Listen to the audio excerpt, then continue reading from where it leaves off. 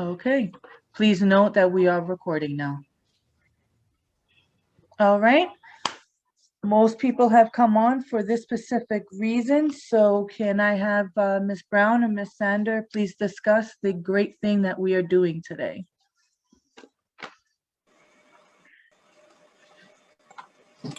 Hi, good evening. Well, this evening we've decided to have a basket giveaway. One basket will be so everyone will be signed as you enter into the PTA. We're assigning numbers to you by your name, and throughout, periodically throughout the meeting, we'll show the sheet where everybody's number and name is, so you'll know when your number is called. Your number will be generated through, it would be populated, so it's just randomly picked.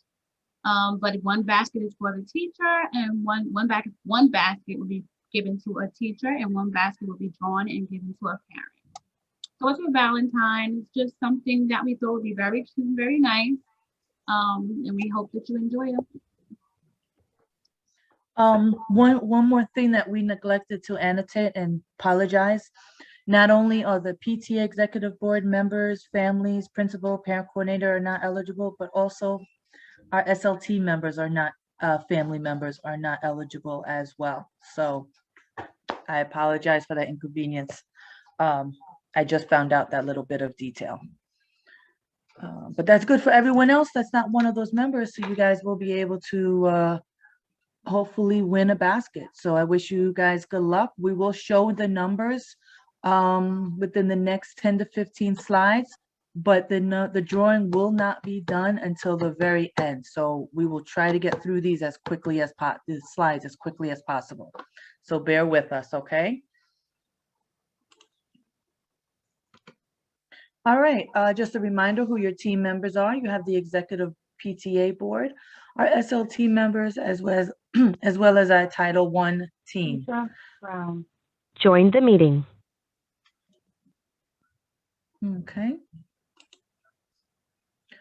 I'm not going to go and read verbatim the entire minutes from last time, but I will give you a few moments on the next 3 slides just to briefly read over.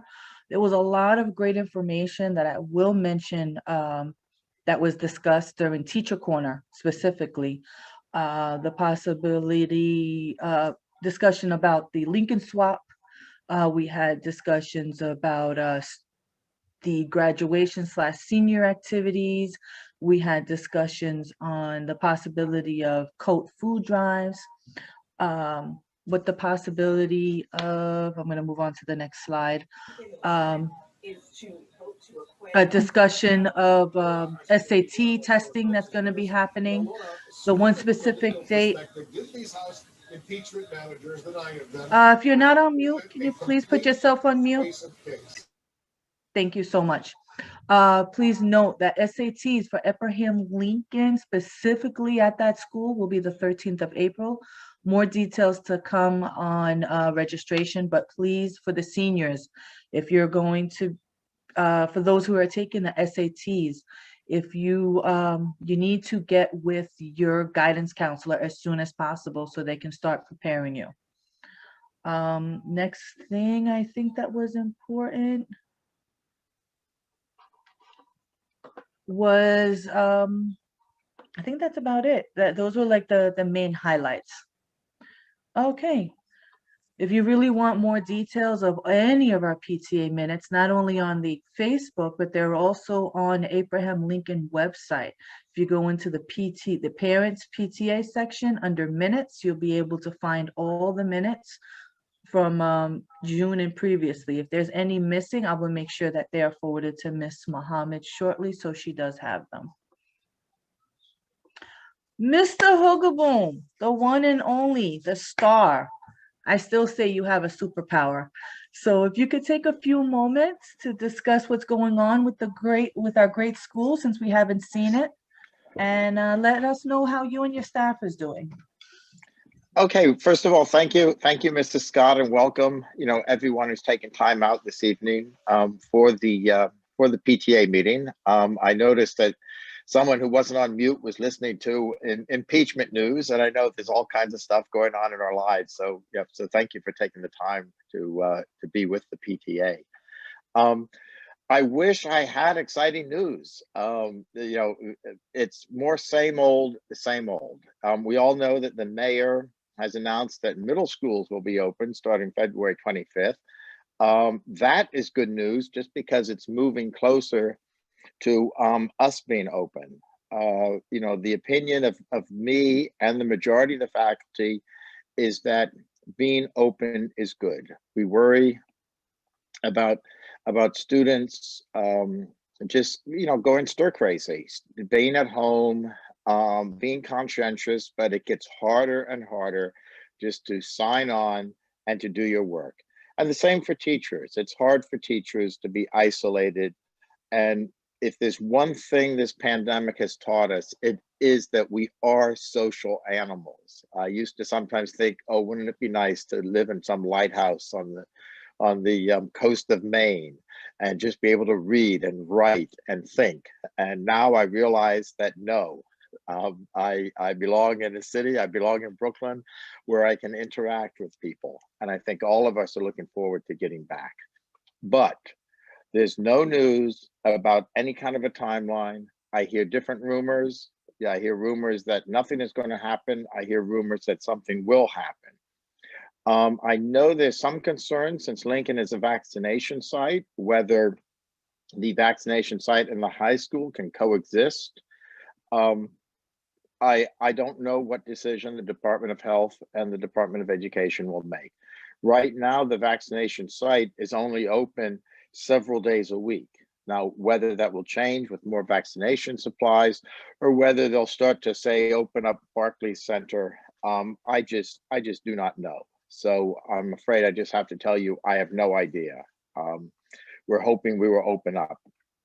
In the meantime, I want to remind everyone that the NX grades from last spring and the summer have to be resolved by early March. And so if you do have any students in your family who still have lingering NX grades, start to, tell them to hurry up. And that procrastination, it's gone on too long. We have to reconcile those grades. And if they don't, they turn into an NC, standing for no credit. I want to share the excitement of today. I was in my office talking with Assistant Principal Shawn O'Connor, and all at once his eyes got really, really wide, and he's looking out the window, and his head is moving. A runaway horse, was trotting down Ocean Parkway, and so there's everything happens in Brooklyn. I never thought you'd have closing off Ocean Parkway to round up two horses who had left their stable. And so that was excitement. What pleased me, of course, was that Mr. O'Connor is on top of his game. I mean, he immediately noticed when something was happening outside the building. He's like a watchdog. He has this territorial instinct that he hasn't lost during the pandemic. I want to wish everyone celebrating Chinese New Year a very, very happy New Year. That's tomorrow. And at first, I'm afraid I am so isolated that I thought finally they're giving us Abraham Lincoln's birthday off, because tomorrow's Abraham Lincoln's birthday. But then I discovered that it was also Chinese New Year. And that's really why you're getting tomorrow off. I know that Mrs. Scott talked, and last time we talked about the swap for Lincoln and how it's really good if you have anything hanging around in your house not being used. Now, also, there's always something happening to somebody. And just the other day, a ninth grade student and her mother got burned out of their apartment. They're now in a homeless shelter in the Bronx. And one of the things that I love about our school, we are a big school with a big heart. And Mrs. Cordillo, the assistant principal, immediately let us know, and we have collected some materials, and she talked with the mother today, and she's going to be driving up to the Bronx in order to give them some clothing. They got just completely burned out of their apartment, some clothing and some items that they will use.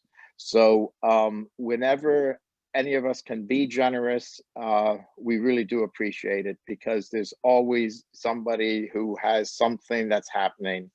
And it's so frustrating, of course, for people when you're worried about the pandemic to have something else happen on top of that. But as a school, we very much try to be on top of that. And certainly if any of you hear of anyone who is in any difficulty, please send me an email or send a guidance counselor an email, so that we can do as much as we can to help. We're a community. We want to take care of everyone. And the way you treat the most vulnerable people is how you judge your community. And we always want to be watching out for people who need that helping hand, such as this student and her mother. It's especially difficult, of course, during the pandemic, because we don't really know this person. And that's what I can't wait for us to come back, just so I can see faces, so I can hear the noise in the halls. The school looks beautiful, but it also looks a little bit like a mausoleum. It's, you know, everything is nice and shiny and the marble floors are beautiful, but that's not the purpose of a school. It's supposed to be filled with the laughter, with the joy, with the excitement of students. So we're really looking forward to everyone coming back. If Mrs. Scott, if people do have questions, I'll be happy to, you know, answer them to the very best of my ability, whatever you would like to do. Ms. Attwood, the question in There's- reference to Yeah, there's a the question with the vaccination vaccination. Yeah, I think and that the might regions. be, yeah. So there really are two questions, Mr. Hoogenboom, that might be best answered by you. One of them is a question we got on the PTA from an email. Is there any word if kids will be mandated to take the vaccine to start school in person, like the other vaccinations? That is not my understanding, but I was remiss in talking about the consent form. The students will be mandated to fill out a consent form with their parents, and that's available on our website before they can come back to school. But no word about a vaccination for students. You're talking about the consent form to be tested, right? Yes, I'm sorry, I wasn't clear. Yes, a consent form to be tested for COVID, correct. Which Okay. it's you know, it's mildly invasive, but it's you know, as those of you who have had the test know, it's not comfortable, but it's not awful. So that means that the students who are part of the blended learning, if the school reopens, in order to be part of the blended learning going forward, their parents need to fill out that form to consent their child to be tested. Correct. That is the current Department of Education policy. Of course, the Department of Education seems to be very good at waffling, but I have no idea, you know, whether that will change or not. But that is at present, that is the policy. Thank you, Mr. Hoogenboom. I have another question that I think might be best answered by you, and I think that's about it. It's also from an email to the PTA. I feel like I can answer that question, but are there any news on the June regents? No, there's no news, but if I were a betting person, I would bet that it will be canceled. I would put the house on it. I mean, there would be such an uproar because of the problems with remote learning, the difficulties of the entire situation over the state. If they have a June regents, I think there'll be so many upset people. So I'd say no, there's no word, but you know, don't buy a review book. Right? Save your money. Just one quick question. Do you know if and when they will make an announcement as to if it'll be still going on or canceled? Like, will they wait until May, stressing out the teachers and the students? Or you don't have that answer as well? Well, especially since you're recording this, I don't really feel at liberty to say how aggravating it is to have announcements made at the last minute and to have the waffling of different policy. But I really don't stay up at night waiting for an announcement. But really, they're not going to do the June regions, and they'll probably. I bet April, if they'll announce it in April. But at present time, it is still a go with hopes of maybe it being canceled. Is that accurate statement? Yes, you're more cautious than I am. It will be canceled. They just haven't said it yet. We have over 20 people on this call. I don't want them giving you a call in June saying you lied. So let's be cautious, okay, please. I think, and I'm not a good thinker because I work in a bureaucracy. So I just follow orders. So whatever they say is the policy. How was that, Mrs. Scott? Was that okay?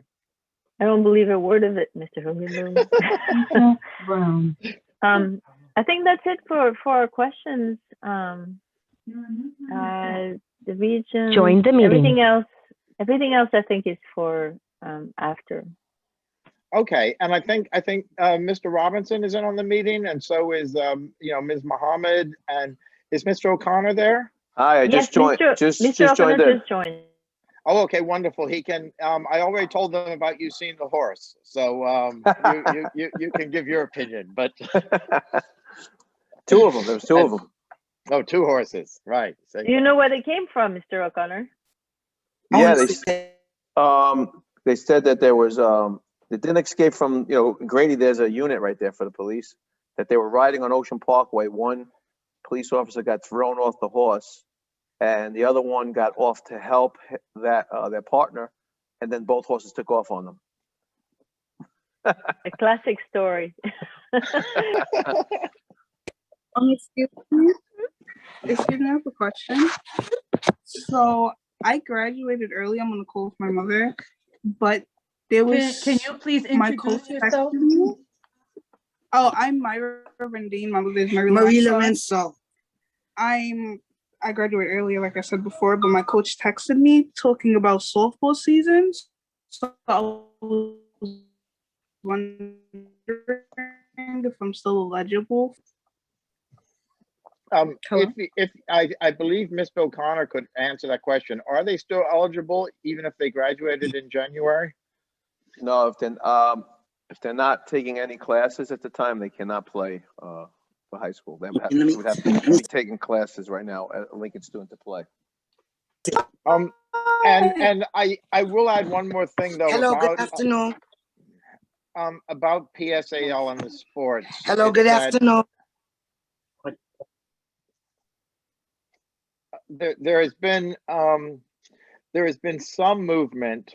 As you know, there was a demonstration that actually Borough President Adams spoke very eloquently about the need for sports, the need for there to be a policy about teams returning. And we're not talking about full contact sports. We're talking about sports like tennis, and handball, and perhaps conditioning, where the students can do their conditioning. So we're hoping that with this pressure from Borough President Adams and with pressure from various coaches and all, including our own coaches and Mr. O'Connor, that there will be some movement towards bringing students back into the building where they can participate, if not in sports, in conditioning at least, once again, to help the social, emotional aspect that is so important. I actually have one question about NX stores, NX scores. I think that was asked about NX grades. So for example, marking period 1 to 3 are progress reports, and the MP4 is the final mark. That's what Mr. Robinson just indicated in the chat. But like, how does it work with the annex grade? Like, how much time do students have? Like, obviously MP4, I mean, I would think MP4, if there's an annex on MP4, that's something that needs to be remedied. But can you talk about this, Mr. Hoogenboom or Mr. Robinson? I'm not sure who wants to take that question. I'll talk, and then Mr. Robinson will chime in, since he has really been doing an incredible job of helping to clean up the annexes. The city has been changing the amount of time that students have to make up annex grades, but right now Mrs. Attwood, you're right, it's all the marking period 4 grade. Marking periods 1, 2, 3 are the progress grades, and marking period 4. Once a student receives an annex grade, he or she has a certain amount of time to make it up, and that time has changed. The city is saying that from the spring of 2020 and the summer of 2020, they now have to make those up by March. And if they don't, it becomes an NC. From the fall grades, the grades that they just received, what we are doing right now is we're giving the students opportunities to make up those grades with their teachers, with the teachers that they've been working on. And that is probably going to be about 20 days into the next marking period. And that is ideal because that's when you're still remembering what you're doing and how you're doing it. So that's when we hope the majority of students will sit down and make up their grades. After 20 days, we are going to revisit it and see if maybe the students would be more motivated if they're working with another teacher instead of the same old teacher. It's almost like hearing advice. When you're listening to the same person, you tend to tune it out. And so we're going to mix it up a little. Mr. Robinson can speak a little bit more specifically, but we haven't yet put that policy in concrete. We are still discussing how we can best service the students. My guess is they will have until the end of June to complete those annex grades. Mr. Robinson, have I said anything that defies academic policy? Before he answers, my concern is that you saying you guessed June. Can we get confirmation on the exact time frame, please? Yeah, I can jump in. The exact time frame is going to be until June. And Mr. Robinson, can you please introduce yourself? Because there's some people who are on the phone. Yes, of course. My name is David Robinson, the assistant principal of guidance. Just to follow up on the NX, a little clarity. Any student who received the NX for this last term, for fall term, will have until June to make them up. They will be programmed for that course with the teacher, and they will have a Microsoft Teams class with that course to make it up. As soon as they complete the course, meaning they make up all the work they need to, they'll be removed from that course. So we're hoping to clean up most of our annexes and get students through in the first 20 days, as Principal Hoogenboom stated. But if a student still needs more time, they'll have till the end of June. What the city announced a few weeks ago is that there was an extension granted, or students could apply for an extension if they had not finished their NX makeup work from term 7, meaning summer, and term 2 last spring when we first entered the pandemic. So guidance counselors and on our teams, we posted this. It's also on the Lincoln website. I'll post the extension on the chat just in case there's any parents here who have students still needing to complete NXs from summer and term 2 of last year.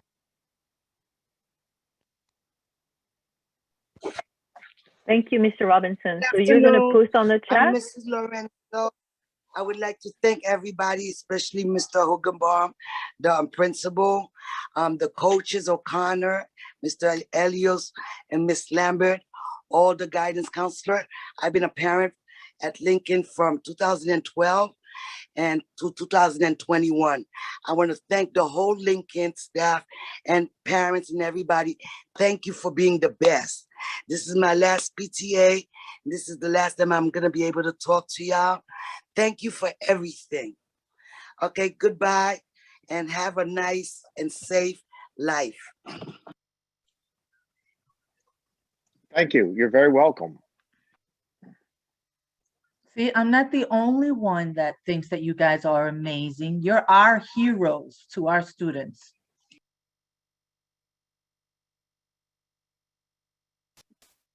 Thank So- you. Thank you so much for that. And just to, if anybody's listening, if there are any more questions about NX grades and how to, fix that, like this is a time to speak up.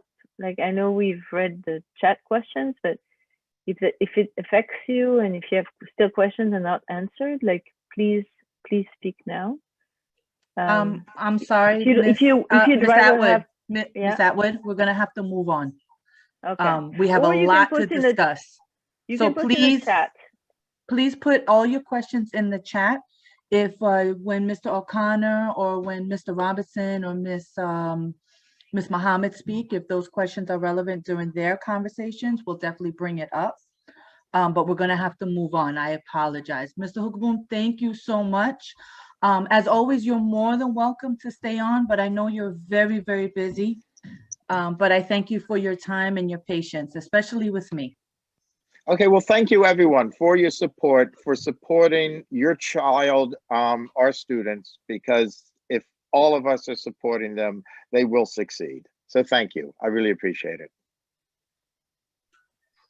And as Mr. Hoogenboom drops off, please note that the principal has been amazing with his team on doing a parent newsletter monthly. January's newsletter was about a week and a half late, but it's okay. We'll forgive him. It was the new year. So hopefully we'll be having a February newsletter, either that or he's doing it every 2 months. I'll speak to him about that another time. These are the newsletters. If you're not getting them on email or Facebook, please let us know. You can provide your email address to me or make sure that Miss Mohamed has that information, and she'll be speaking shortly. Miss Mohamed, if you're on and able to, please put your email address in the chats throughout the meeting so that people can capture it and email you if they're not receiving the Lincoln log. Okay, bylaws. Please be patient with us. This is very important. This is my heart and soul that I've been trying to work on. I want to thank this team that has been putting this together. It has been very long and treacherous, and they have been amazing. So please give them a few moments so that they can speak about these bylaws. These bylaws are important to not just parents, but to the teachers, staff, administration as well. So please take a few moments to listen to the important details that we have. Ms. Sandor has already posted it in the chat. There's a Word document, so you can follow along as Ms. Brown speaks. But any information you have, any questions you have about this, please bring this up to Ms. Brown and Ms. Sandor. We'll be putting the PTA email address up shortly. I am going to go mute. And Ms. Brown, please go right ahead. And I believe you're able to share your screen.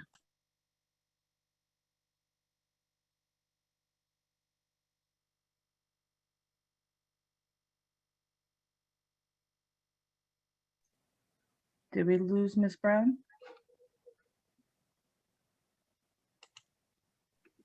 Maybe Miss Sandor can start, and then Miss Brown can join. I can start. Oh wait, I think she's got it. It says it started screen share. Okay, well, let me see if I can.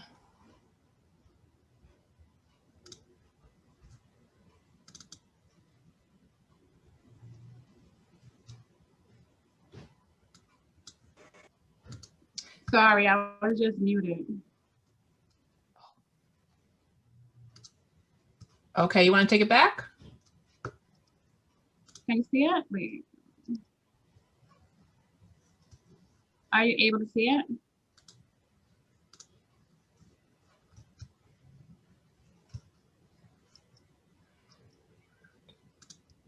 Are you able to see the bylaws? I'm still seeing Miss Scott's screen. Okay. I'm actually seeing a bylaws with the blue screen. Okay. You know what?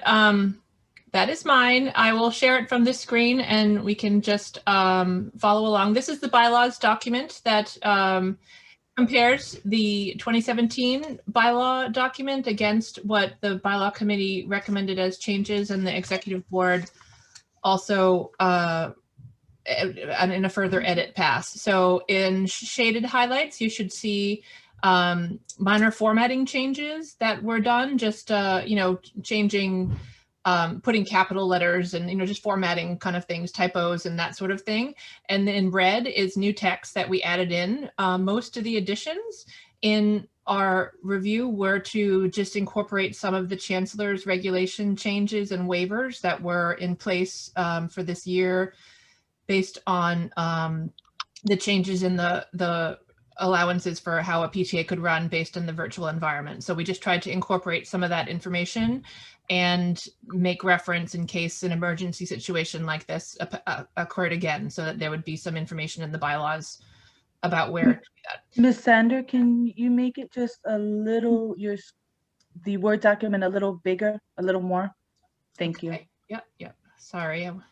Okay, better? Yes, it's also in the chat if anybody, I put the document that we're looking at, and so people can follow along on their screen. Okay, I'll try to go through pretty quickly. The Article 2, the objectives, we just reordered them, and so it comes up as formatting changes.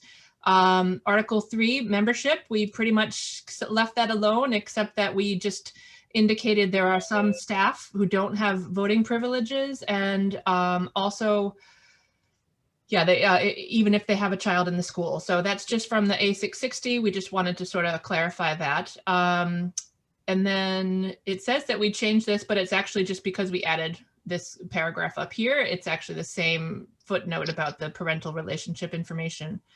The dues and donations, we changed it just to add that we accept donations at any point. You don't have to wait. If you have money that you would like to donate, please feel free. And voting privileges, again, we just put in some updates due to COVID-19 to indicate that there's a virtual meeting waiver granted, and this guidance is posted on the family engagement site of the DOE about how to run a PTA. So we just referred to that so that people could find that information about the changes in voting in a PTA in the virtual environment. And there's a limitation here about the, again, the staff school membership. We just wanted to document where you could find more information in the A660. The Article 4, we removed some co-positions. We strongly recommend that the PTA elect a board of 6 officers, but only 3 of them are going to be, are mandatory. They previously had 6 positions that are mandatory, and we didn't feel that we should stipulate that we would have to have 6 people who are willing to serve to be a functioning organization, although we do recommend it extremely highly so that there's backup for people. There's conflicts of interest restrictions outlined for DOE staff people. If they are not staff people at the school but have a child in the school and they want to be on the PTA, there's definite conflicts of interest and restrictions on that, so we added that. Let's see, we changed the term limits to 3 consecutive 1-year terms. It had previously been 1. We felt that it would be beneficial to have somebody who's done it before to serve again, but we also kept the restriction that if somebody has served the maximum number of 3 terms, they can only serve if no other interested candidate is willing to serve. That gives new PTA members a chance to serve on the board. The duties of officers, we just did some formatting. We made them all capital, you know, so it shows up as a change. We did add a stipulation from the A660 guidelines that there should be a quarterly meeting of the president of the PTA with the school principal. We wanted to add that the president should be ready to supply required documentation be added to the PTA bank account. The vice president, we just did some formatting because there were co-presidents, and so we just made that a little clearer. Assist the co-presidents, can serve as a signatory, and again, supply the documentation, assist with their association records and IDs and passwords, which I don't know if they were noted last time, 2017, but now there's a lot of email passwords that are required. Recording secretary, that again is just formatting edits mostly, and co-presidents, let's see. Oh, signed copies, electronic and hard copy of the bylaws, because we currently don't have access to the anything on file in the principal's office. So we wanted to make sure that we had covered that eventuality. The treasurer, I think the only thing that we added here, aside from the capitalization, was to prepare a written report of the transactions. We just added that part of it in and present. These are non-mandatory officers. We just changed a little bit of the text that because we took away the additional officers that were mandatory in the previous bylaws, we just changed the language here to indicate that if they're additional officers, their duties should be defined. That's just an edit for clarity. There was third Thursday or the last day of the school year for a 1-year term for the term of the officers. Let's see, okay, moving on. Nominating committee, we changed this from 3 to 5 members. We changed it to a minimum of 3 volunteers, just because, again, we're not sure if we're able to get, five total people. So just in case, we can still operate with 3 for the nominating committee. These are just formatting edits. They wanted everything in capitals. The contested elections, written ballots, we did edit some here just for clarity, and added, I think, the information about in all languages spoken by parents, which is something the DOE encourages across the board for PTA participation. There's no edits here. Moving along. And then under Article V in the Executive Board, Section F, the June transfer of records, we just added a section for COVID, for emergency access. You know, if school access is unavailable, is not available, I should say, that actually needs a further edit, because if school access is not available, if the school is accessible under non-emergency conditions, otherwise they might have a change there because we wouldn't be able to access the school. Article 6, again, just adding some language about emergency events and the chancellor's guidance on communications and how to get notices to the PTA community. The general meetings can't be held in this home school if there's an emergency situation. So again, just adding that language about directed by the chancellor. Emergency events, the waivers that to the requirement that the PTA meet in person, they can be held. Again, this is basically all from the FACE documentation about operating in the virtual environment, and we just pasted their information in. It should resemble an in-person meeting. 2 members should run the meeting. You should have a host who can attend to the technical aspects of the video meeting so that the host, the chair, can focus on keeping it moving. Waiting rooms and muted on entry, etc. Disable screen sharing. A video conference waiting room. All of this is, again, just directly from the chancellor's waivers about and directives about this. So the meeting host will unmute. Order of business. This is, again, just edits to make it a little bit virtual if we need to. Sharing the agenda on screen, explaining the rules of the virtual platform, people having to actually register as with their name instead of just the device name, so that we can be identifying them as PTA members if they wish to speak or vote. The minutes on screen can be, instead of read, it can be displayed on screen. What have the other little, moving on to Section D, have a video or audio of the meeting and try to save it and transmit it to the secretary. In our case, we actually put it both on the PTA website and in the Facebook group, and we also maintain it in our records. Moving on, just these again were just formatting issues. We didn't change the committees as they were previously set up. These are all optional committees. If you need them, that's not required. Article 7, financial affairs. We did just, again, indicate that these signatories must provide documentation and social security numbers as required by the bank if they are in these positions. The budget process, the deadline, again, just the chancellor has extended some of these deadlines, so we wanted to indicate that that might be happening in an emergency situation. We can now also collect monies versus via electronic means as a part of this waiver. And we did change in section F that it previously said funds must be counted in the school on the same day of receipt, but obviously that is not possible if we can't get into the school. So in an event no longer than 3 business days. Let's see, section H, funds should be deposited into the PTA's bank account. That was just a edit for clarity. I think it had some other name there. That the documentation must be maintained at the school or via electronic means, again, because of the emergency situation. Emergency expenditures, we changed this here from $500 down to $300 with the 2/3 approval of the executive board. I think people just felt 500 was a large number, so we agreed on 300. Let's see, audit committee, that was just again, with the formatting. The audit committee duties, again, is just a formatting edit, no change to the actual duties as laid out. These are I think, a formatting also for the co-treasurer. Record keeping, again, school premises was changed to unless we're operating in a remote environment.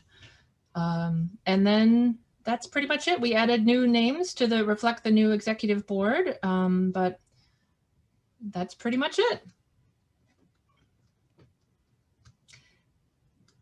Does anybody have any comments right away? Just real quick, Ms. Sandor, thank you so much. Can you please introduce, while I switch over, who the bylaw committee is so that we can congratulate them? And just real quick, I want to apologize that it took so long for us to go through these, but it is mandated that we review them, and then next March, in March, we have to vote the entire PTA on this, which Ms. Sandor will explain very briefly. But thank you so much for allowing her to discuss what changes were done. And if you have any questions, I'm going to post the PTA email. Please forward them to us. And of course, in a few moments, you can ask her any further questions. Ms. Sandor, please introduce. Yes, the bylaw committee was comprised of Letitia Medina and George Jones and Miss Crystal Brown and Marie-Helene Attwood and myself. And it was a lot of work to edit all this stuff. There were a lot of changes from due to all the waivers and a lot of back and forth getting all the right information and compiling it. So I thank everyone for their assistance on this, and I think it's in really good shape. And I did also want to mention the document here is going to be posted on the website.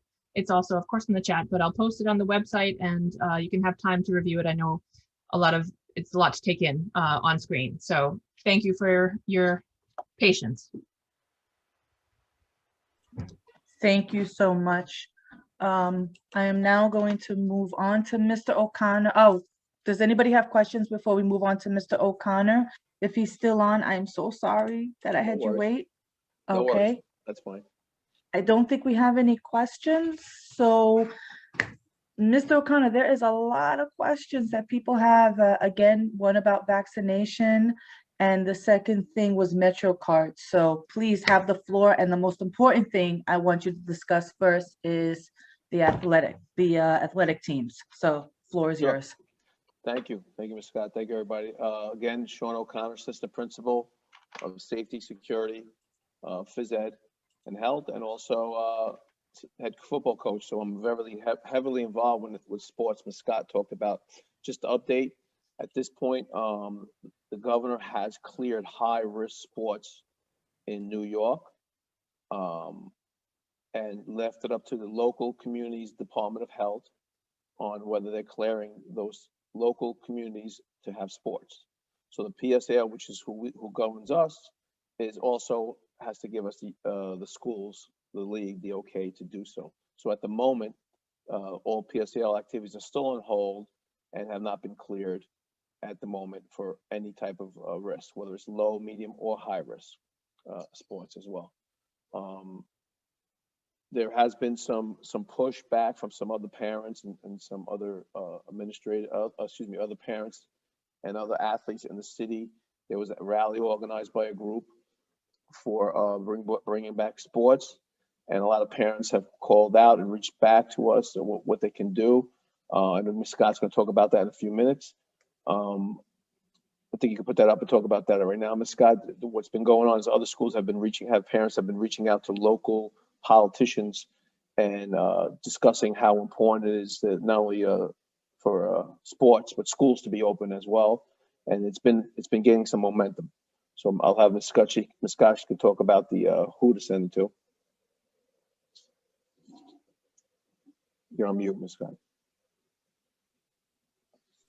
In order to support our high school athletic department, specifically our Abraham Lincoln department, athletic department, we're asking, and actually would probably be a very good idea if we can maybe email or write letters to the Deputy Chancellor, the Superintendent, and the council member, Mr. Mark Traeger, and let them know how important it is for our students to return to sports, not just community sports, but high school sports.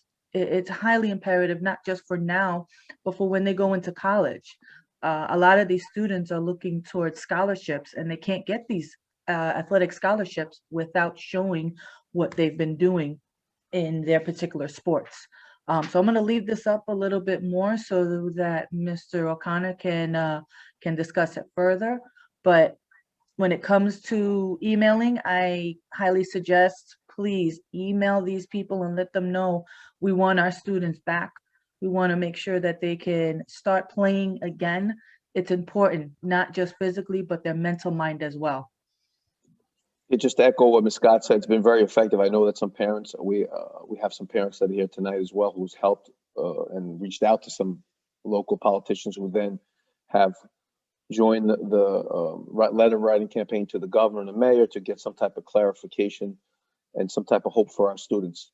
I know us as educators and coaches, we've been fighting for our student athletes and to get some type of activity open for the boys and girls of the school, whether it's just them being outdoors. Obviously we could do, there is an action plan in place that is devised to keep it safe and keep the students safe.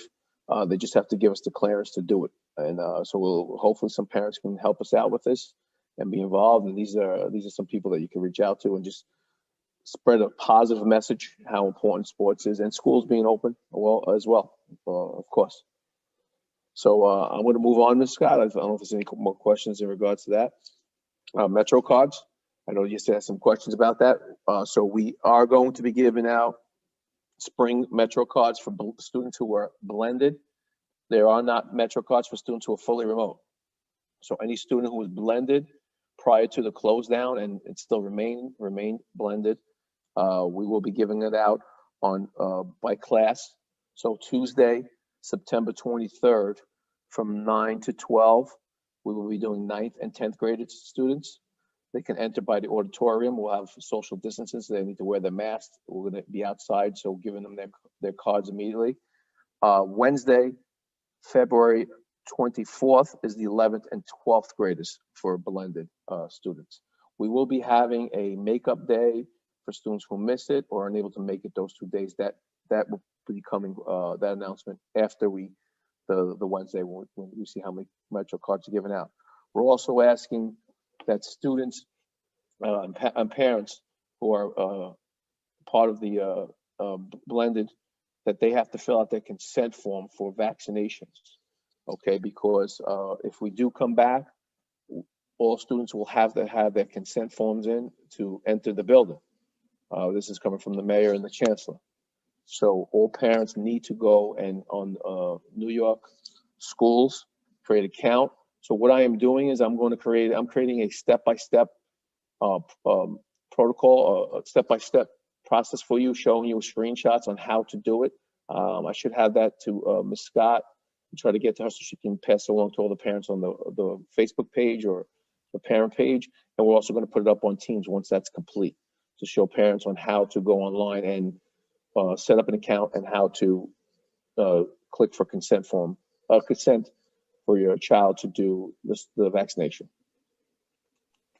There are a bunch of questions that just came up that Sure. Miss Attwood will mention. I have Miss Sandor that has a question as well. But when you email, can you also make sure you email the parent coordinator as well as myself? So this way we can blast it from both sides.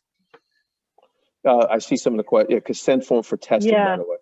It's Not for the vaccination. not Yeah. vaccination. Yeah. I said vaccination. I'm sorry. I'm at Lincoln right now working the vaccination side. I'm sorry. Consent form for testing, not the vaccination. Sorry about that.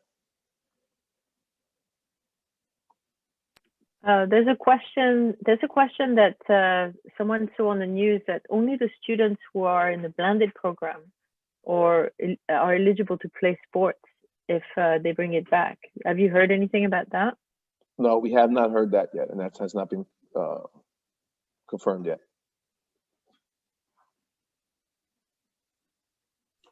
But most likely they'll definitely have to have a set of medical, specifically the consent form, in order to play. Oh yes, they're going. From what there'll probably be a new consent form and a medical form, and I'm sure they're going to probably install. There's many things they're going to be they're talking about. I don't want to say stuff that's not in the works, but I do know it's probably going to be a new consent form and definitely medical. All right, Miss Attwood, if there's no more questions in the chat, I have Miss Sandor and then Miss Hutchinson that has a question. Right, Miss Sandor. My question was just about the vaccination versus testing. He already answered it. Thank you. I apologize again. I'm sorry.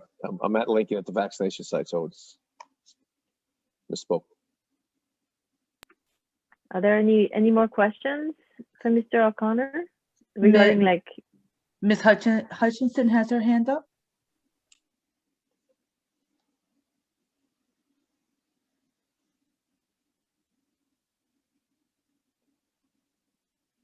Ms. Hutchinson, do you still have a question? Because I see that your hand is up.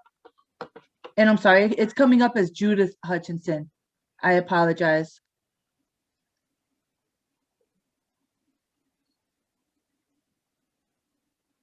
Okay, no, they do have their hand up, but I'm not sure if they're going to ask a question.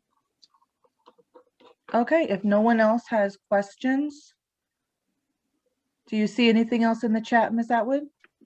No, but I mean, as always, if you have a question later on, as you think more about it, just put it in the chat and we'll have a Q&A at the end. So we can just kind of, catch more questions at the end. And if Mr. O'Connor or the person who has the answer is not there anymore, we can always follow up and then post it, an answer in a minute, which will be posted on the website. So we'll make every effort to make sure that every question is answered. I also posted my email in case anybody wants to email directly if they have any questions. Thank you. Thank you so much, Mr. O'Connor. If you missed the dates, I do have a slide that has the dates, so don't worry if you missed the dates for the distribution of the Metro cards. Mr. O'Connor, thank you again so much for your time. And I look forward to seeing you at the next safety meeting. Same here. Thank you. Thank you, everybody. Have a good night. Thank you.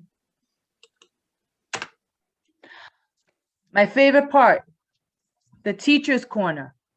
I have 3 told volunteers that I've asked to kind of take over this section.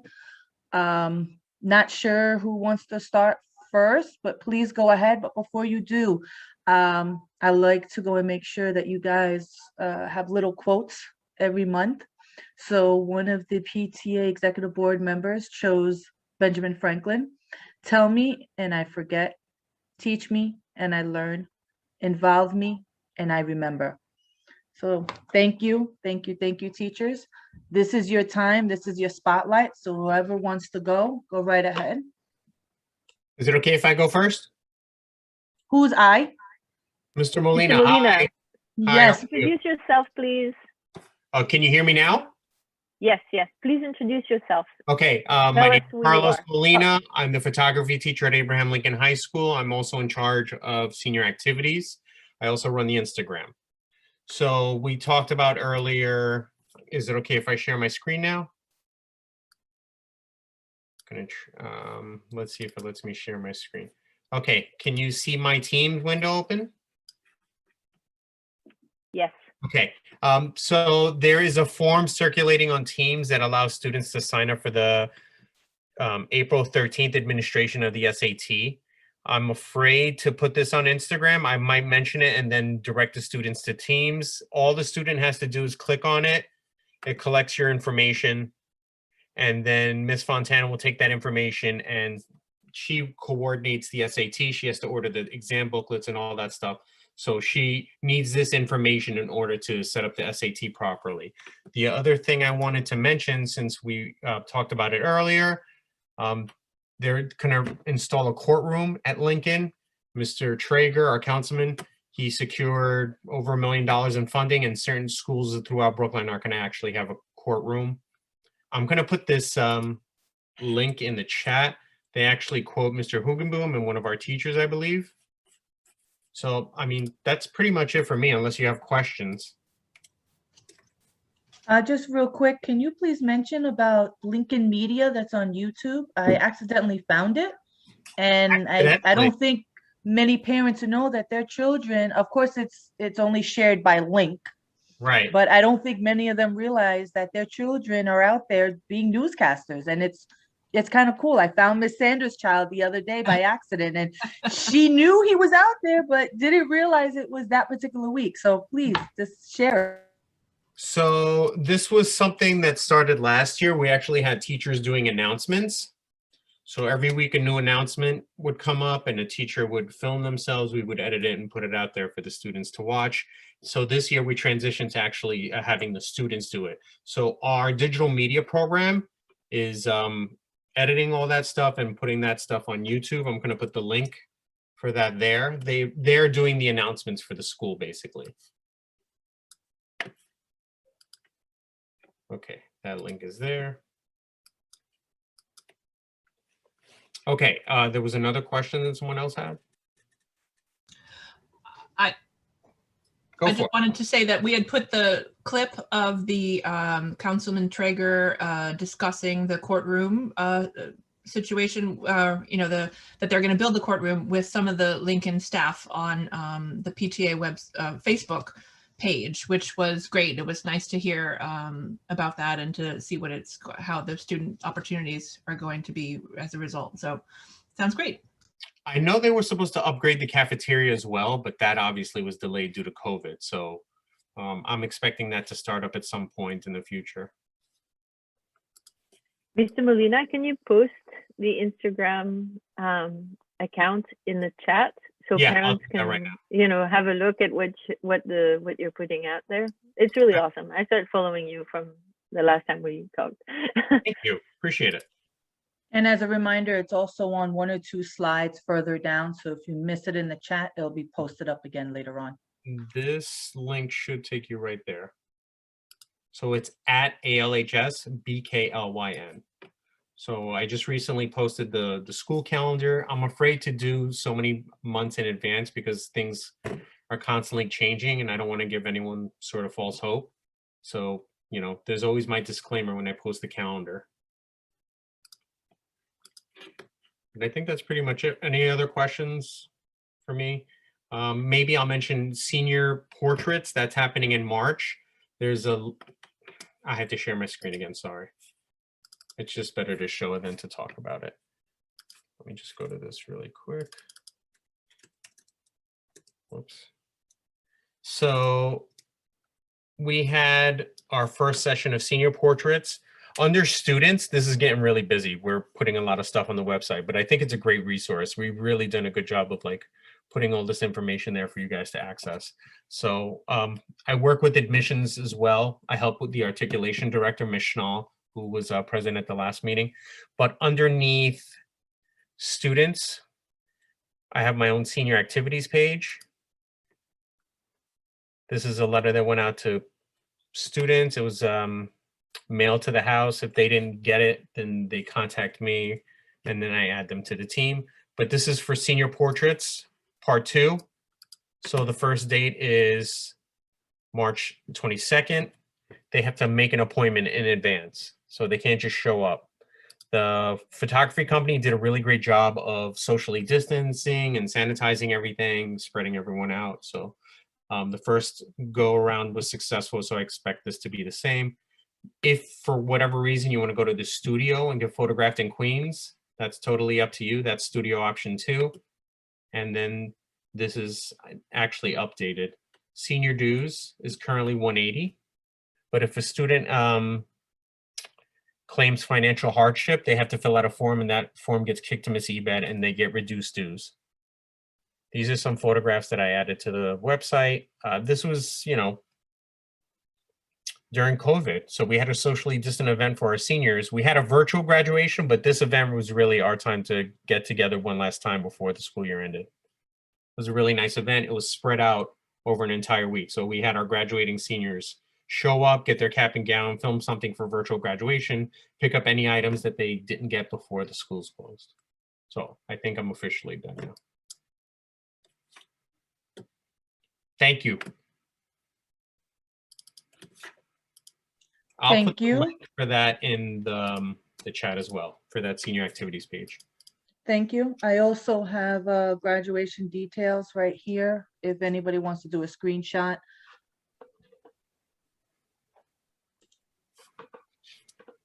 I'm Before- also, go ahead. sorry, I'm also planning a trip. So yeah, our seniors, they want a trip of some sort. It can't be an overnight trip. It would have to be a day trip. I've been contacting venues. Kids asked about Kalahari. So if we entered the Kalahari as a group, you obviously would get the discounted rate, but students have to secure their own transportation. We are not allowed to, you know, get a bus to bring everyone there because it just wouldn't be efficient. And obviously great adventure. The amusement parks have been doing a really good job about keeping everyone safe. I went to Hershey Park myself. There's sanitizer everywhere. Everyone's socially distant. The roller coasters it's not packed when it goes up. Everyone's spread apart. The other simpler trip that we are definitely going to do, we do it every year, is paintball. So I call Cousins Paintball in Staten Island.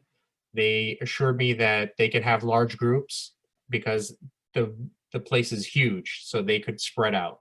And paintball is not really a contact sport. You can, you know, fire it from afar.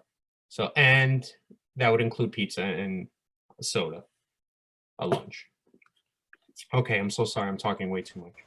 No, No, that's thank you fine. This so is much. important information. Before we have the next teacher go on, is there any questions in reference to senior activities? Okay, next teacher. Remember, teacher corner, this is all you guys. So if any teachers have anything to say, please do so. I'll just say one thing then. Yes, who's yes. this person that's talking? Stop it. My name is Mr. Capizzo. I am one of the 9th grade teachers here at Lincoln. I come to every PTA meeting because I have no choice. But anyway, I just want to briefly just go into the fact that we are in the spring semester right now, and 2 weeks have passed so far. And the first marking period for the second semester will be ending quicker than you know it. To make sure that since 2 weeks has passed, at least 3 to 4 assignments have probably already been up on Teams for you to complete. So please make sure you check in with your child to make sure that they're doing their work. I have a lot of parents that I have contacted where they're like, oh, okay, like, you know, that sort of information. The other thing I will state is that, you know, the best thing that I could say is try to get in contact with your parents, your child's guidance counselor. So then you can be able to know how they did on their report card. And if anyone needs to know how you do that, is it okay if I share my screen so I can show you guys for a second? So let me see how do I get out of this? Okay, you let me know when I'm ready so I can share my screen. All right, cool, finally. All right, let me know when I'm ready. If I can share. Okay, beautiful. Perfect. So I want to show you guys real quickly how you can check your child's report card grade. So if you go into Pupil Path, which I'll actually take you right here, okay? I'm just going to choose a random student, so don't mind, okay? So if you go in to continue login, right on the side over here, there's grades, and right here is called transcripts. When you open up transcripts, you can see for the specific year what their grade was for the term. Okay, that's where you pay attention to how they did overall. So this is for this student that's here, but I'm just using a general student. So that is how you can figure out how your child did for the entire term. And it's always in transcripts. Report cards will only give you the certain term. They will show marking period 4, they can, but if you really want to see overall, go to transcripts, especially for all 9th grade, 10th, 11th, 12th, it'll give you all your breakdowns. It will actually also show you your exams, like for Regents exams and all that stuff. It's all on Pupil Path. And anything with assignments that's due, they will be updated on Pupil Path as well with any upcoming assignments that are needed as well. So I just want to highlight that can be seen in Pupil Path for you guys. So this does, okay, so the issue with Teams is that anything that's posted in Teams has to then be replicated by the teacher into Pupil Path. So you have to visually see the grade in Teams to then know what would then get updated in Pupil Path. So it's like, it doesn't get a direct link. So like if I put a grade in on Teams, then I have to also put it on Pupil Path. So it's like we have to create like 2 things as teachers. We have to do that. Yeah, so the student account it's their OSIS number. And then usually you can ask any of the teachers or even the guidance counselor. They give you a registration code, and then you as the parent can get into Pupil Path. You'll get updates about their attendance for the day. You'll also get updates about any assignments that are due or any updates with grades that are posted as well. So that's all through Pupil Path. So a lot of students reach out to me like, Mr. Capizzo, you marked me absent, you know, that type of thing. Ms. Scott, why does it take so long for grades to show? Sometimes they're blank, showing students at 0 or missing. Right, so here's the issue, all right? I wanna first talk about why you may not see it right now. So the reason why you don't see it right now is that Mr. Green, who is the scheduler, Pupil Path guru, had informed us last week that Pupil Path is under maintenance right now. And the grade book is not usable at this time to update grades. So right now, everyone's grades is a 0 right now because we can't show it on Pupil Path yet. We are waiting for his guidance to get the final word to be like, okay, you can finally put it into Pupil Path. The grade, however, can be seen on Microsoft Teams, but again, we're still trying to figure out how we get parent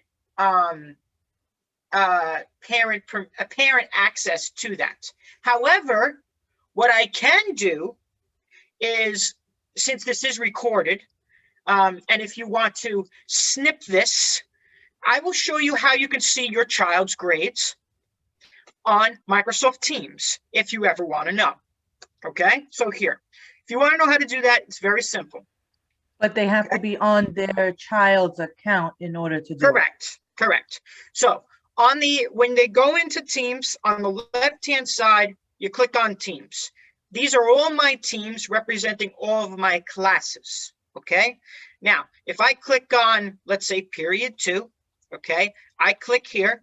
Up at the top, right up here, it says grades.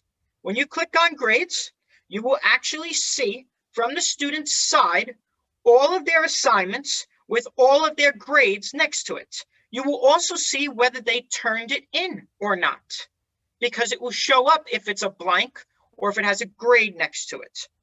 Also, if you ever need to know if they're behind on doing an assignment, you can also click on assignments, and that'll give you the actual assignment, when it is due, if it has been turned in or not. Now, you want to make sure you do both. The assignments comes first to see if they turned it in, but the grade is to know if they actually did the work or not. Okay? And that is how you can see it visually on Teams.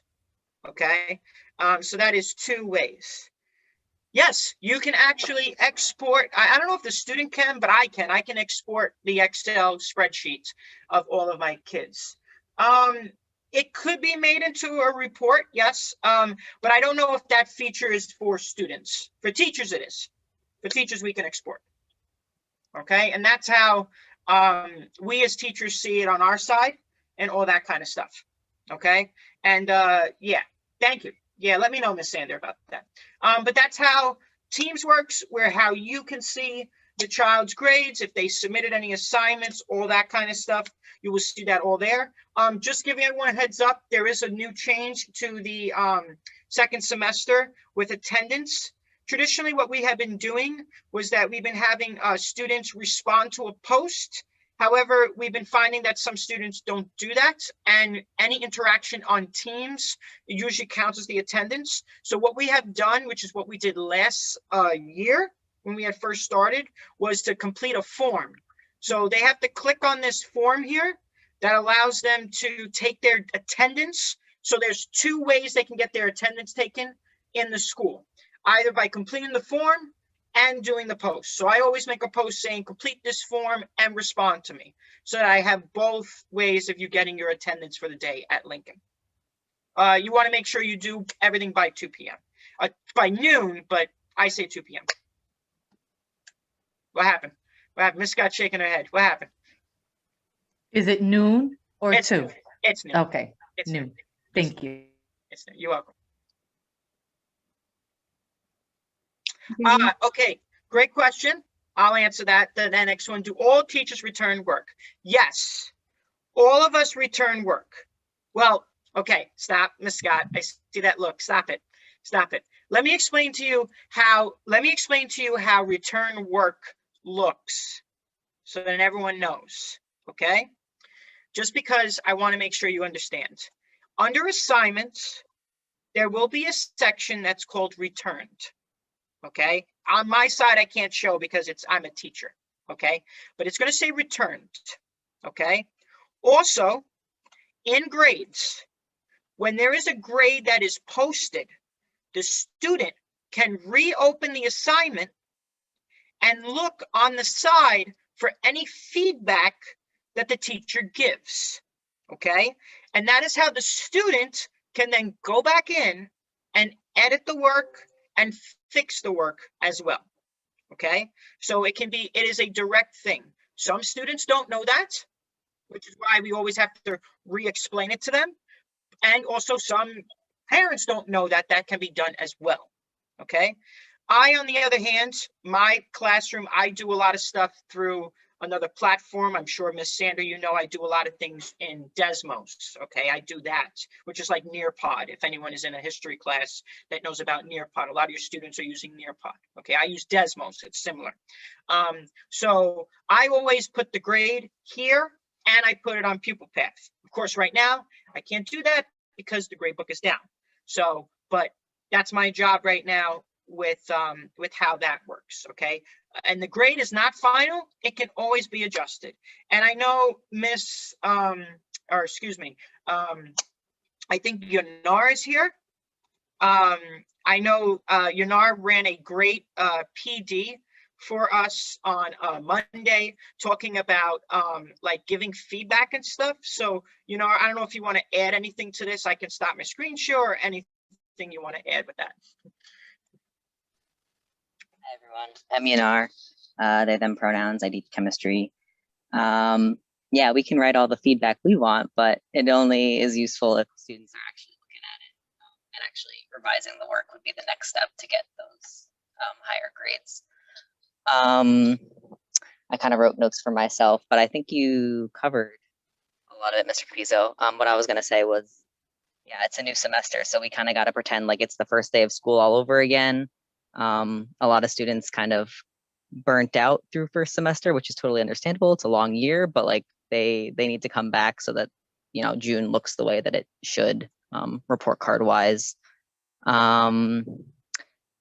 Just because turned in says turned in doesn't mean that the work is complete. It could be blank or half done. So parents, it's worth, you know, actually opening the assignment and taking a closer look there.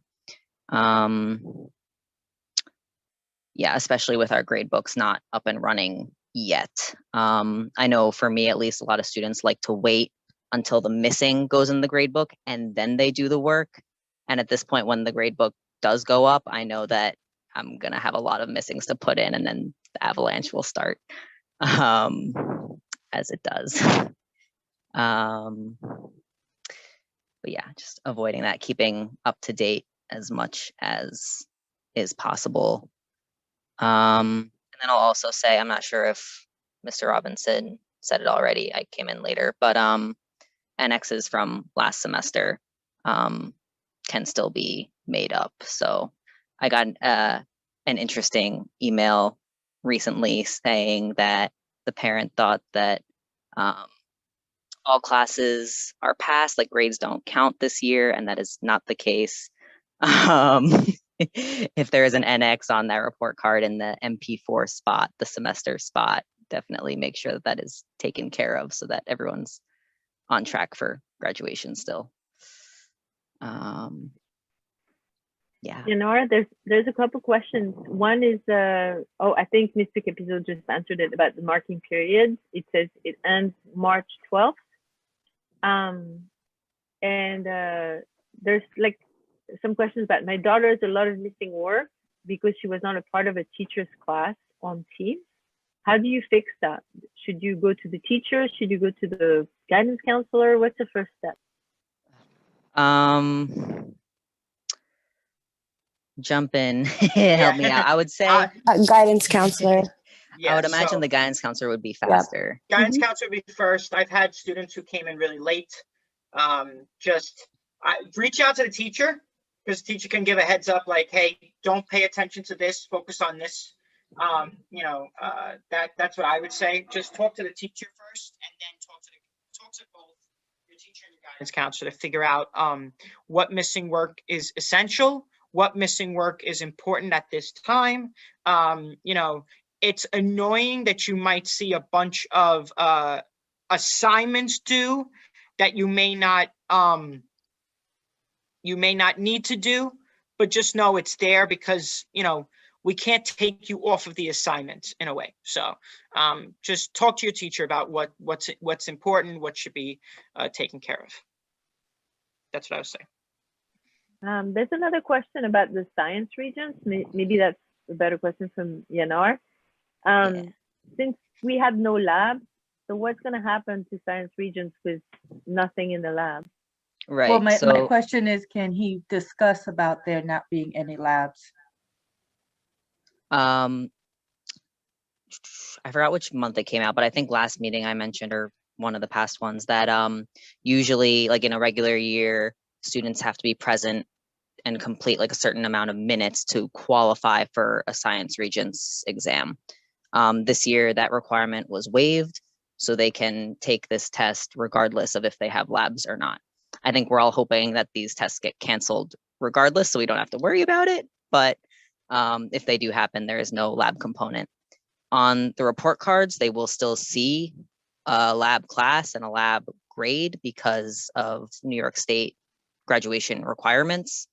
But it's the same class. If a student passes the class, then they should see a P on lab.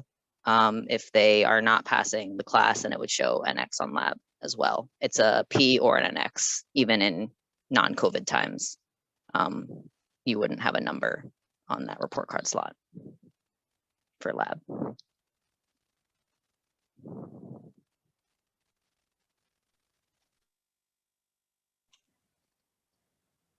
Okay, we're gonna go. You muted yourself, Miss FYI. Scott, you Yeah. No, you're no, no. muted. I'm literally talking to myself because I said a curse word, so I'm so happy I was on mute. Oh, good. Yes, yes, I was trying to do something and it didn't work. If there is no further questions, please put them in the chat if something does pop up. I'm going to let Ms. Brown and or Ms. Sandor show what the numbers are, but we will not be pulling numbers yet. We're gonna hold out just a little bit longer, but we want to I know, I'm sorry, Mr. Molina, just hold out a few more minutes. Well, a little more than a few more. But Ms. Brown or Ms. Sandor, can you please show what everyone's numbers are at the moment? Can you hear me? Yes, yes, I could hear you, Mrs. Brown. Okay, because I'm not quite sure. So I need for a few, before I show them, Ms. Scott, I need a few parents to give me their names correctly. I've been emailing, sending them private messages in the chat. So if they're still on the call, is the parent, Michelle, she just came on last. Your full name, please, if we can have it. Can you take yourself off mute? Michelle da Costa. I'm sorry. How you doing, ma'am? Your last name again? Da Costa. D-A-C-O-S-T-A. Da Costa. Got it. Thank you so much. And I don't know if I'm asking you that because the PTA is having a basket giveaway this evening. So I wanted to make sure that I have. Can you hear me? Yes, I did. Okay. I just wanted to get it correct. Thank you so much. I'm sorry, Miss Scott, I need a few. Miss Blasina's Galaxy, are you still on the meeting?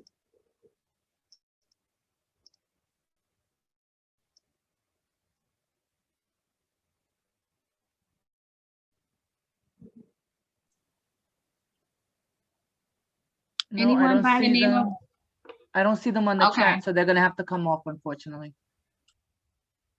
Okay, so because I'm looking at the list. All right.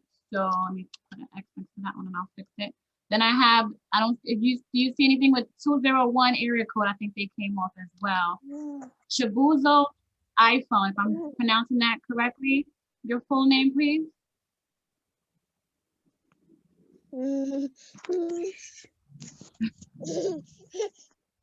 Okay, how do we spell that, baby? Okay, just take it easy, take it slow. Is that an A or a B or? I'm sorry. The full name, please. Blasina, B-L-A-C-I-N-A, and the last name is Julian, J-U-L-I-N. Okay, that's the Galaxy, right? Thank you so much. Okay, that was Blasina. So we have Chibuzo. I'm sorry, I didn't catch yours, sir.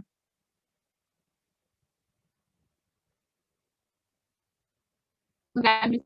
Chibuzo?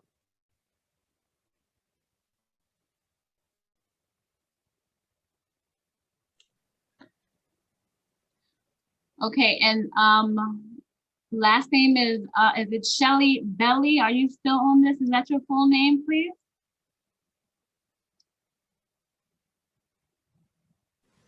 Shelley Belle. Okay, I'm sorry. Okay, thank you so much. Got it. And I think I'm just missing Chibuzo.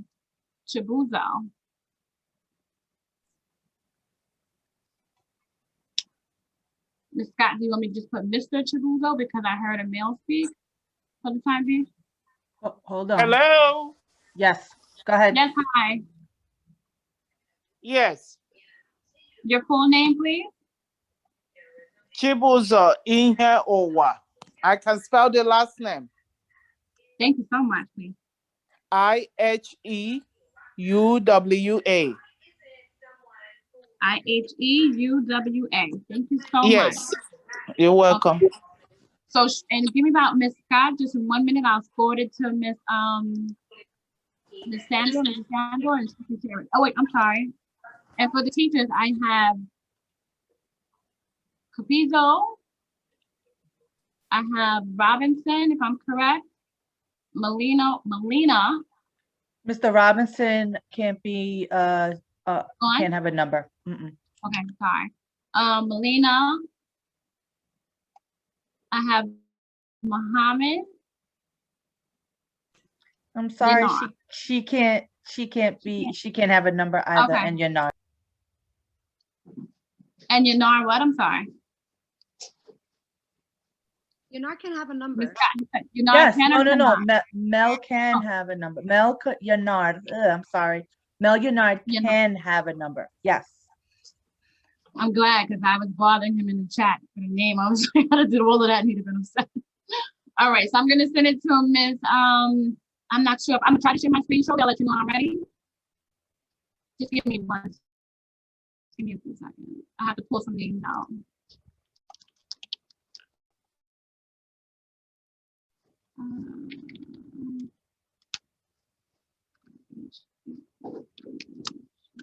There you go.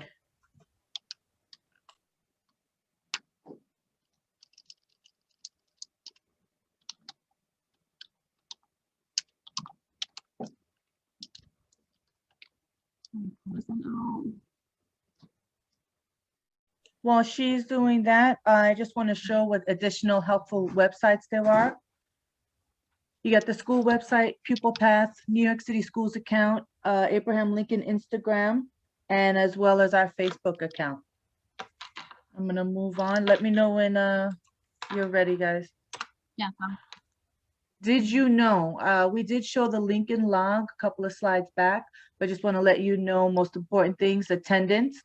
To ensure we capture accurate attendance at the start of the new term, we ask every student to complete the supplement attendance form and check in with every class at 8:30. I think some parents may have some questions about that, Mr. Capizzo, but hold tight. Here's some information about NX grades and then teacher office hours tutoring. I'm not sure if that was discussed during Teacher Corner. I'll take a moment for one of the teachers to discuss that.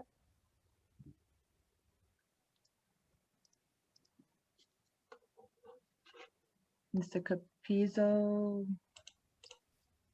Sorry, Yeah, what was that's your question? accurate. What was the question again? The tutoring. The tutoring, can you just discuss that? Is that all, like literally all teachers? And is it just a one-to-one or group sessions? That is both. Usually that is a both thing. Okay. We all have office hours every day. We go pretty much all day. And this time can be used for students for all that time and stuff. These tutoring office hours stuff was usually when we were in person, like during those times. But pretty much, I mean, we got nothing else better to do. So like, we set up the times where we have office, when we do the office hours and stuff. I'm an open book. I can be done anytime. So, but usually it's the kind of thing where they reach out to us. But I think we can try to figure out something where we make sure we always have office hours for a section for tutoring time.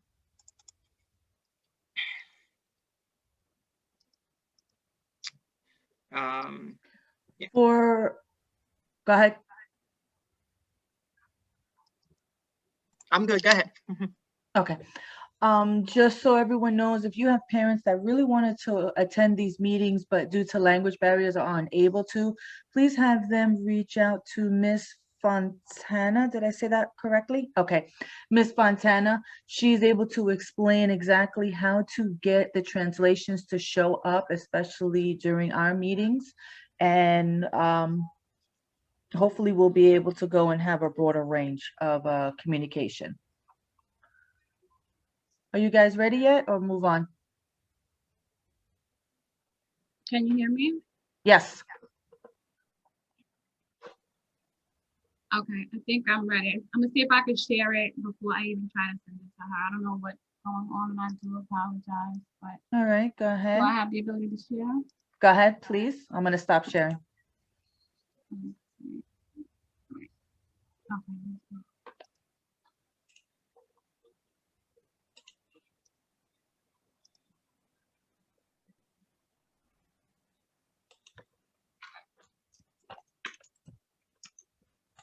Can we see the screen?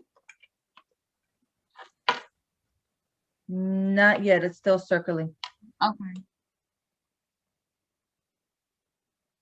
I think we have a million things on in here at the present time. We can see it now. Okay, I made it easy to just put first initial, last name. So I didn't hold up everything. So if every parent, if you see your last name, teachers, I mean, you got there.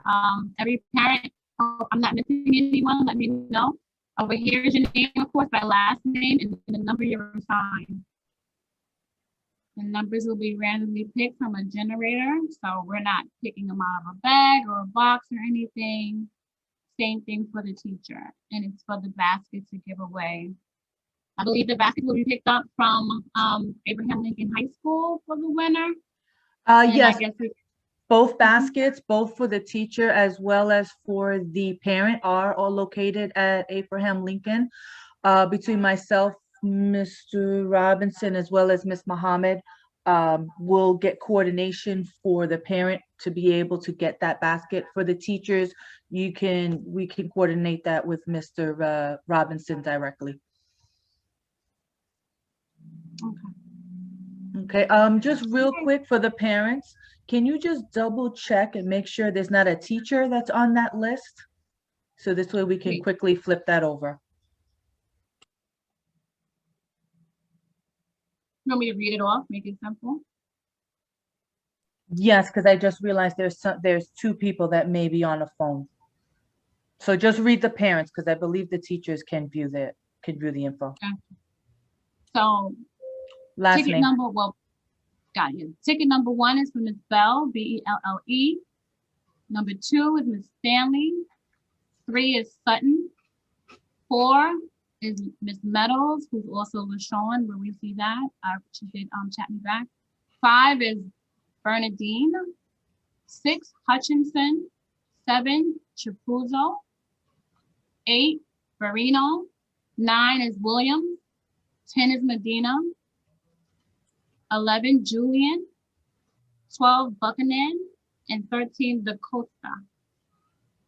Did I miss any parent that's on here? I didn't say your last name.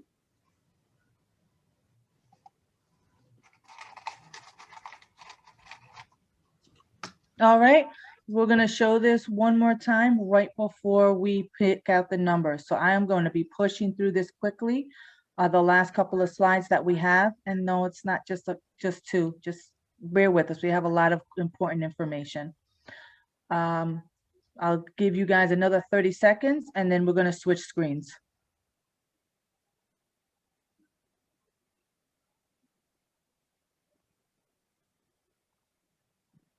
Okay, thank you so much for that information. We're now moving on. This was already discussed a few moments ago. Give me a moment, sorry. In reference to the distribution of the spring 2021 Metro cards.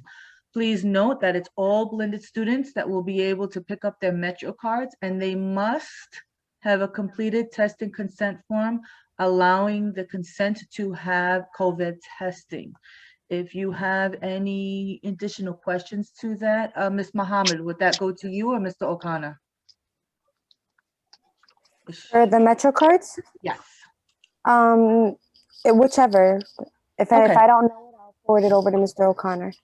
Okay, I'll post that information right now. Give me 1 second. The dates for the 23rd and the 24th are locked in. As for the 1st of March, I guess in between him emailing me and this meeting, that date for March 1st is more tentative. So don't hold the March 1st as a makeup date. The reason I kind of know that information is because I was inquiring whether or not students will be allowed to get a pass for missing class on the 23rd and 24th, because at those times, those are class times, and those students will be missing out since they have to travel. So you'll have to speak to the teachers as well as Mr. O'Connor how that is going to be handled. Otherwise, they'll have to wait until the makeup date, which again is tentative for 1-3.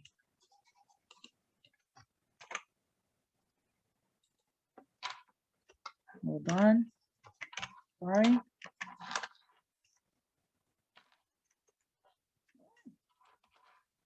Sorry, I'm just trying to copy paste this information. There we go. Parent coordinator, guidance counselor, as well as Mr. O'Connor's information is all in here. I'm gonna move, it's in the chat, sorry about that. I'm gonna move on. Treasury report. Briefly explain, and I'm so sorry that I'm asking you to briefly explain, because I think the information you're about to brief is very important, and I'm very excited to hear about this again, even though we were part of it. Please go right ahead, Ms. Attwood, because this was one of our important things.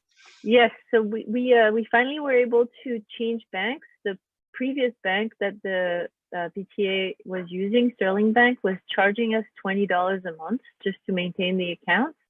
And we were able to change to the Consumers Federal Credit Union, which is located just one block south from the high school. And they are going to maintain our accounts without monthly fees, which we're very excited about. They're also very nice. You can see from the treasurer's report that the balance is not changing too much. We got $75 in donations last month, and then bought a new set of bank checks and then paid a one-time membership fee. So the new balance is $1,049.29. The old bank account is now closed. The other thing that's quite exciting and interests everyone is that all members of the PTA, parents, teachers, staff, is able to open an account with the Consumer Credit Union. So if you're interested, you want to switch bank because they're charging you monthly fees, please contact the PTA and we will put you in contact with the credit union. Credit unions are really wonderful, cheap ways to maintain banking accounts. There's a question that says, how do I know the ending balance when we haven't finished February? The reason why I know is because we actually have not spent any money at all since COVID started. So all that we have done is paid monthly dues and monthly fees to the bank and kept on. We do have, we would like to support both students and teachers, but so far we are still kind of hobbled by COVID. So we're basically going with what we had, so it's not changing very much. I know exactly where it's going to end at the end of February because we're not spending any money, at least as of now.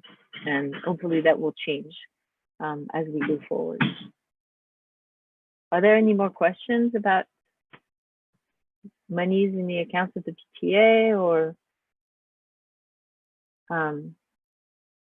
the Federal Credit Union? I have a question. Of course. So it was mentioned in the bylaws that you're allowed to accept donations electronically. How does that work? Thank you. So yes, we are, like, the Chancellor's A660 now allow us to collect donations and dues via electronic means. We are currently researching which, like, between Venmo, there are a lot like PayPal, Venmo, all of that is acceptable, and we just need to research and agree on which system we will use.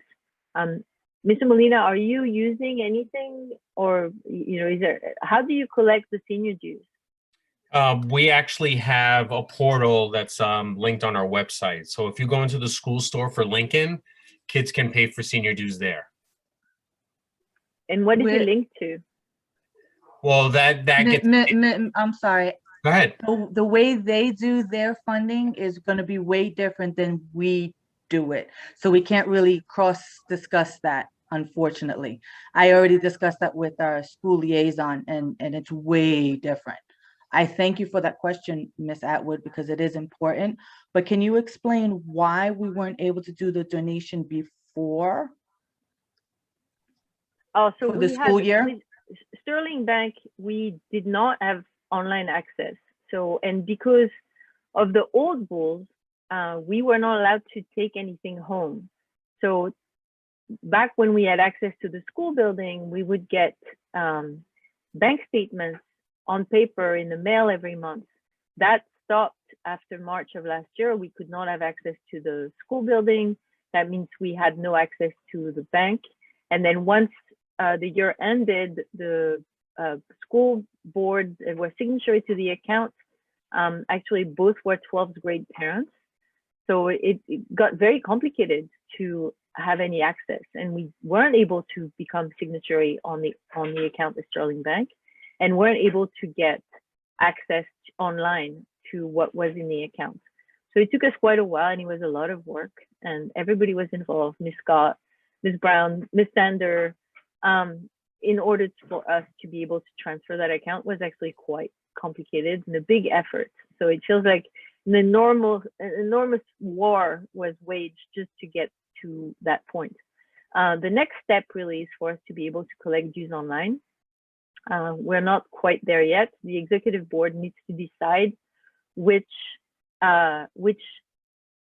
system we can use, like whether it's PayPal or Zelle, or there are like literally 5-6 different systems that we could use. What we know is the chancellor's regulation allows us to use any of them as long as the money comes directly into the bank account. And now that we actually have online access to that bank account, we can actually set up an account. So all the executive board has to decide is which system will be used. And then we can actually collect dues and donations to the PTA, so that we can restore what we used to do, which is like provide rewards for students who have good grades, and also just decide like, okay, what can we do with this money? How can we support teachers and the school and the students and our scholars better? But in order to do that, we need to collect dues and donations. And I know parents have been wanting to give us money in order to support students, and we just weren't able to have any access. It took us that long just to get over the multiple bureaucratic issues with chancellor's regulations, 12th grade parents departing, bank difficulties. It took us that long just to get there. There's a question for Zelle, does it go straight to the account? Yes. Whatever we decide to set up, whether it's Belle, PayPal, will go directly into the PTA account. Because that's one of the rules. You cannot transit through another account.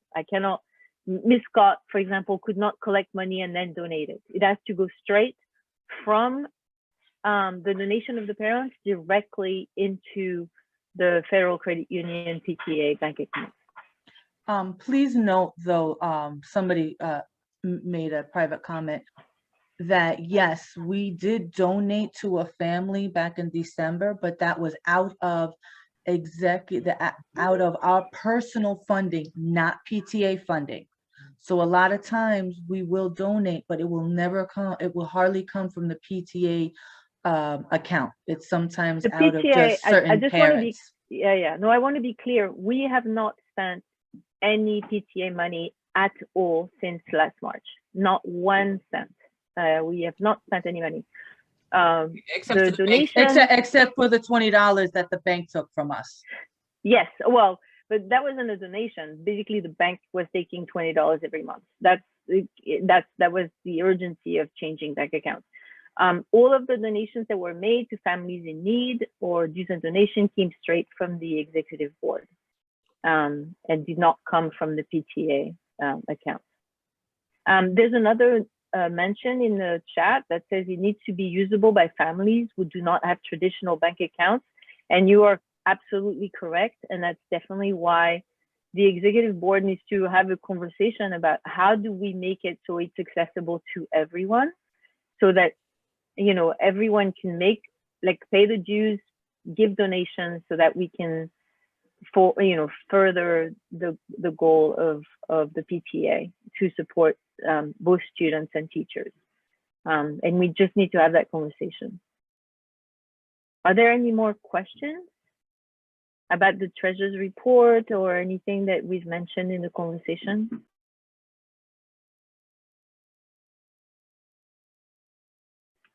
All right, Ms. Scott. Ms. Attwood, thank you so much. I always look forward to this slide, especially now that we have a new bank account. I am like super excited. So hopefully you'll see on Facebook that if you're on Facebook, if you're not, please do so. You'll get the information on Facebook on the donations, and we'll also pass it on to any teachers that may be interested if you want to start donating once we're able to.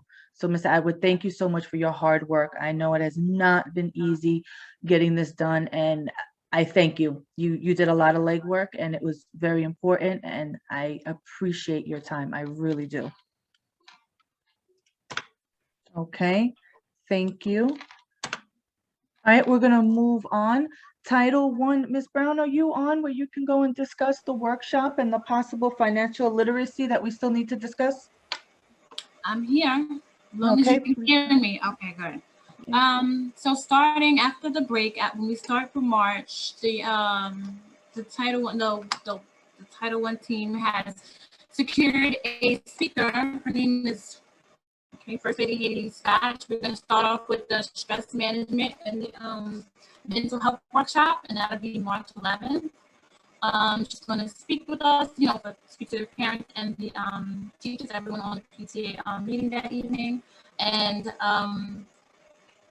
the other workshops that everyone chose, the parents chose prior, was tied with the stress management, was the unemployment resources as well as the pandemic assistance.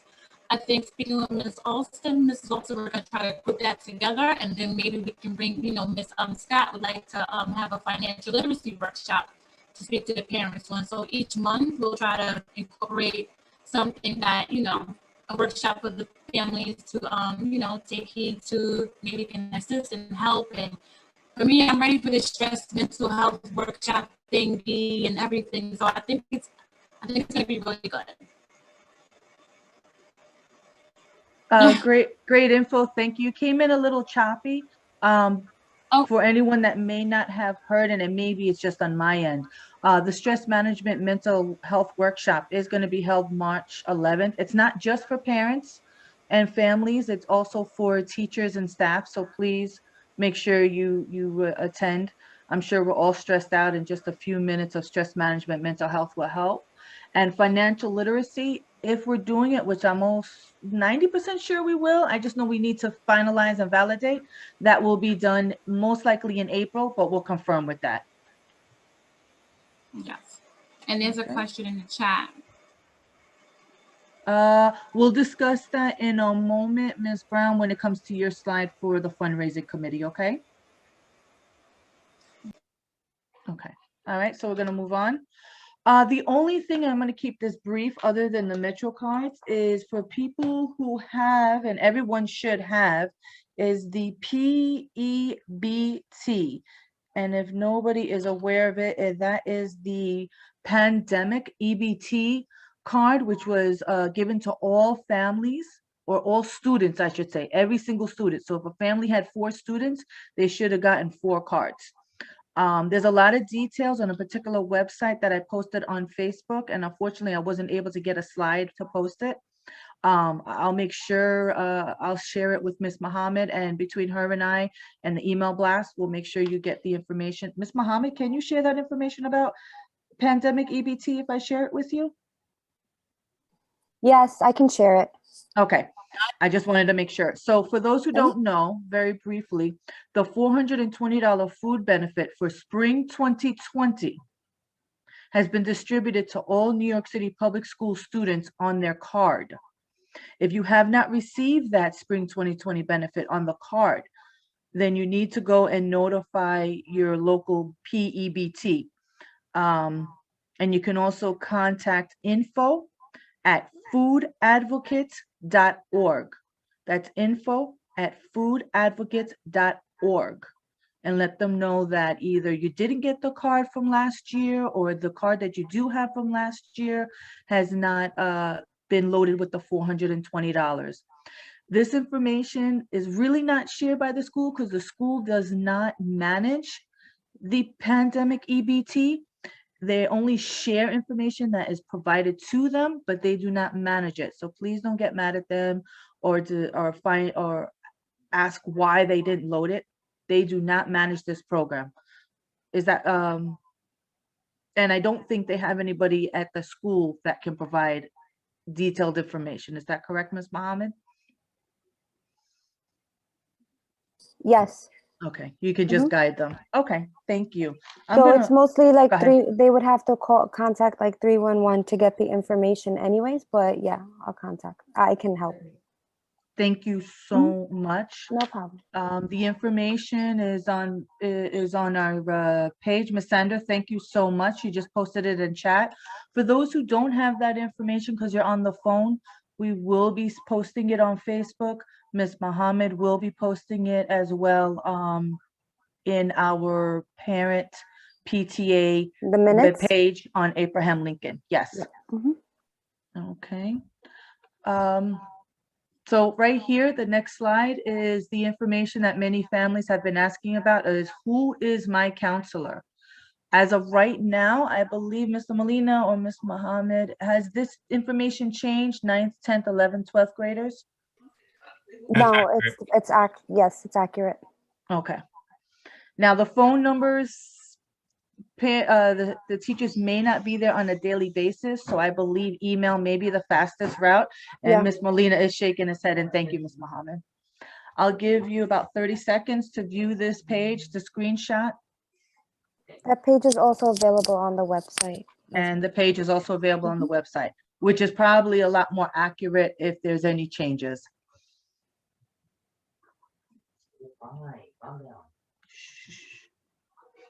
It also annotates the assistant principals by section in case you have any additional academic questions. Okay, I'm gonna move on. So here's the calendar as it's posted on the Abraham Lincoln website. Now, please note it could quickly change depending on the news. So just bear with the school. They will change it as quickly as possible, and sometimes they don't change it as quickly as we like, but as soon as they are notified of it, they will make the change. Please note, because it's not on this page, the 12th, which is tomorrow, there is no school for the students. So as a reminder, the 12th, there is no school for the students. They actually do not go back to school until the 22nd. Okay. Yeah, there's no remote learning on Saturdays and Sundays. That will be changed. Thank you. Scott, I have a PDF of the calendar. I'm going to drop it into the chat again. I did it earlier. I don't know if... Yes, and thank you for bringing that up because I do have that calendar. I wanted to know, and I should have asked Ms. Mohamed, is that something we can share? Which I'm going to assume yes, because what, Mr. Molina said spring so. 2021? Yes. Yeah, it's on our website as well. Because there was one thing on there that I didn't understand. Okay. I think it's for the 22nd. If you could look at that, Ms. Mohamed, Mr. Molina, sorry. There's some question, like it's an A, B something, and I didn't understand what that meant. Take a look right now. Okay. Oh, okay. Is that relevant to the families or is that internal to the school? That's internal to the school. That's internal. That's internal to the school, and you'll get more guidance with why that says that. Don't fret. Okay, so I'm gonna ignore that.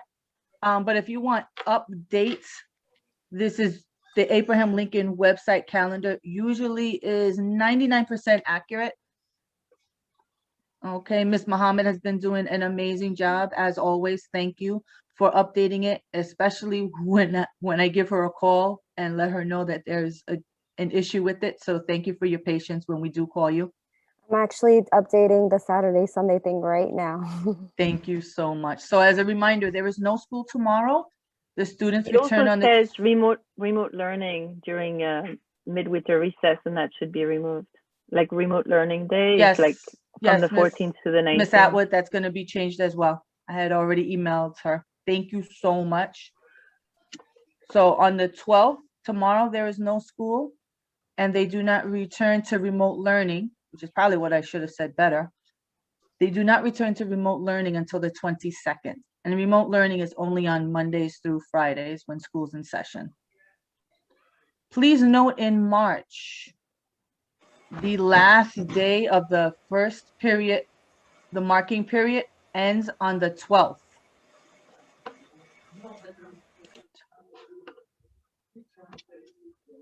Second term, first marking period ends on the 12th, and the distribution of report cards electronically. Actually, is it really a distribution, Mr. Capizzo, or is it just them looking Electronic online? distribution. It's not a real distribution. It's that parents go on Pupil Path or My Student to observe. So we may have to come up with a different wording if we're still in remote learning, Ms. Mohamed. I'll speak to you about that. Okay. What was that? I'm sorry. I was. Report card distribution. Yeah. Somebody mentioned that. Does that mean that they go into school? No. So just report card distribution means like the way they usually get it, which would be on Pupil Path. Right. So we might want to change the word distribution, but I'll talk to you and Mr. We can change it to report card available on Pupil Path.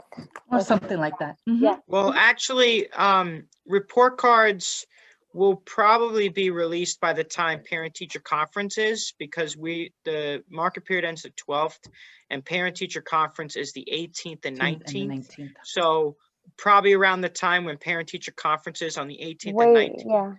Is when we'll have, because we have to have grades in by the 16th. So then by the time the 18th and 19th rolled around, they should be updated on Pupil Path for everyone to see it.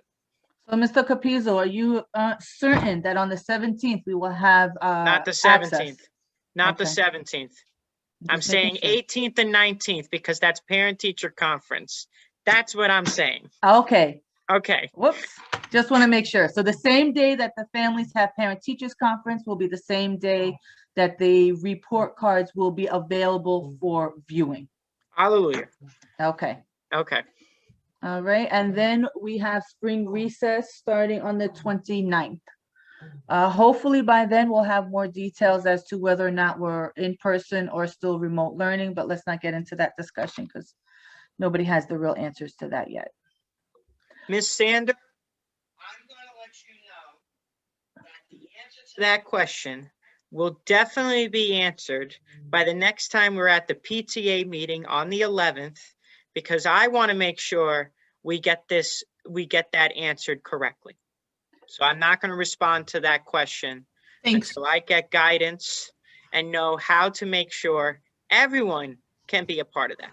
Yes, thank you. I mean, it was, I had no problems. It was fine, but I do remember a lot of people did. So maybe we could send something out. That was Ms. Sanders, so my apology, Ms. Sanders, that was yours. Yeah, Ms. Mohamed, something to note, and thank you, Ms. Sandor, for bringing that up. A lot of families didn't know or didn't understand about parent-teachers conference because the information was posted in Teams, and that was very confusing. And then some of the meetings were only in Teams, which families didn't have access to. So that might be like something. The parent-teacher conference itself? Yes. Okay. So we'll discuss more. We have it in our notes from when that happened. And hopefully I'm not busy tomorrow, so I can give you a call and we can, not tomorrow, you're off. Yeah, the following school day, we will definitely speak about it because it's important. Okay. We need to streamline it better so that families do have better access. But don't get me wrong, the teachers were great. They went above and beyond for those who knew that the parents were having problems, but some parents didn't know that they could go and contact the teachers directly. So I'm not gigging the teachers because I know that was a very painful process. The teachers were great. As soon as they knew that there was a problem, they reached out to the parents and they did everything possible, noon, night, day, to speak to those families. But let's make sure all families know that the teachers are available and have a better streamline. And I'll discuss that more with you. All right. Our next PTA meeting is on March 11th. Very quickly, before we go to new business and push this through because we are at 8 o'clock and I want to go through this quickly. Somebody mentioned when we go back to in-person, full in-person, whether or not we will have virtual PTAs continue. I actually have to say that will probably be a discussion with the school as well as the executive board, because there's some things that the school can provide us and there's some things that they can't. So I can't make promises that we will continue virtual unless the PTA uses their own personal computers to do that. I don't have a problem doing that, but and my own MiFi, but I am not PTA president forever, so I cannot promise that for the next PTA president. So I don't want to promise anything until we're back in person on a permanent basis and we're able to discuss that with the school. Hopefully that answers the person's question. I would like to continue virtual PTA, so fingers crossed we'll be able to work something out. Okay, so please note that we're going to have virtual PTA SLT elections. We need a nomination committee. Very, very important. Must have a nomination committee in order for us to go and have these positions. Our only treasurer, unfortunately, will need to step away temporarily. Hopefully not. I'm really need her to stay on. She is very valuable, and I don't think she realizes how valuable she is to the team. I would hate to see her depart. So hopefully, we'll find out that maybe she'll stick around with us a little bit longer, but if not, she needs to step away for personal reasons. So we're working on trying to get a representative from the school liaison base to do a March PTA virtual SLT, a virtual PTA election for one position. Please note that one position will only be held from March to June. That's going to be very difficult for that person, and I apologize, but it would only be held for 3 months. The next election we're looking at will be April, and most likely it will occur. Those will be elections for all PTA SLT positions, and the position starts in July. And the reason we are doing April PTA SLT elections is because we need right seat ride, and we need time to be able to go into the school, because we are able to go into the school by appointment, but we'll need 2 weeks advance notice at least to be able to go into the school, because things do happen. And then we need time to do things in front of the school representatives so that they see that transfers have been made physically. A lot of this stuff can be done remotely, but the stuff that takes physical will take time, and we don't want to just throw our responsibilities onto the next person and say goodbye. As you can, if you don't know, just doing our virtual PTA meetings, we started yesterday to prepare for the next one. So it does take a lot of time, a lot of time. We don't just do these 2 hours. We spend at least 10 hours, if not more, meeting, chatting, discussing things. Not just SLTs, but PTA as well. I mean, not just PTA, but the SLT crew as well. Okay, and the PTA coordinator, she does have a big role in this, and she will discuss as we get closer, not today, the importance of the verification pins, and she will explain to each parent what their verification pin is. But we'll wait on, actually, Ms. Mohamed, do you have a moment to discuss that quickly? Yes. Okay. What part of the verification pins are you allowed to state? In terms of what? In terms of how do they get the verification pin and understand what the verification pin is? So the verification pin is to verify that parents are part of the their actual parents that have the right to vote. So what we do is the verification, we verify that the parent is who they say they are, and then we provide them with a PIN number. The PIN number is supposed to be, if we have the elections virtually, which I think we might have to have it virtually. So if it's virtually, what's going to happen is I'm going to send out a form, a Google form, and let families know that This is, you know, just put your child's name and your name and the child's ID number. And then once they give me all that information, I go ahead and I send them out a verification code. So when they log into the elections, they have to put their last name, their first and last name, and their 4 or 6 digit code that I'm going to give them. And Excellent. Yeah. Thank you. And they have to do it via email, or you're sending them forms? So I'm going to send out a Google form that's going to request information, and they're going to, and it's going to mandate information. So once they send me that information, they fill out that Google form. I'm going to go ahead and reply back and to the email that they left on file with their code. Okay, They just have to excellent. make sure that the day of the elections, they put their first and last name and the code. Okay, excellent. Thank you. We have up a 10-day notice to notify everyone if they will be having this occurring. So just give us until when we return to validate if we will be able to even have the March election. Okay, so I'm going to move on. Just very quickly, I won't be able. Yes, Ms. Sander. You have anybody volunteering to be on the nomination committee? Are you calling for volunteers yet or not yet? No, yes, I need volunteers. Even if we don't do it in March, we still need a nomination committee. It takes a lot of time and we've already lost a few weeks. So go ahead. Well, I was just going to ask if anybody wanted to volunteer. It can't be executive board members, I believe, or anyone who intends to run for a position. But this is just, I think we said 3 people who would sort of discuss ideas for candidates and talk to the candidates and talk about the different positions and just sort of formulate a slate of candidates for the election. It'd be great if anybody has any desire to get more involved in the PTA would, you know, I think it'd be a great opportunity.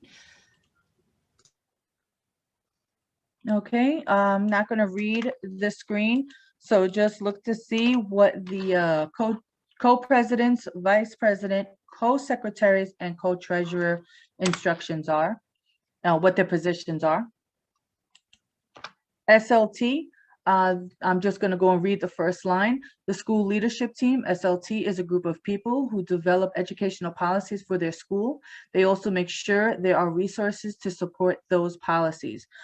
We just recently were notified of the SLT bylaws, so we'll be updating those as well with the SLT team, and hopefully we'll be able to distribute those out by the end of the school year.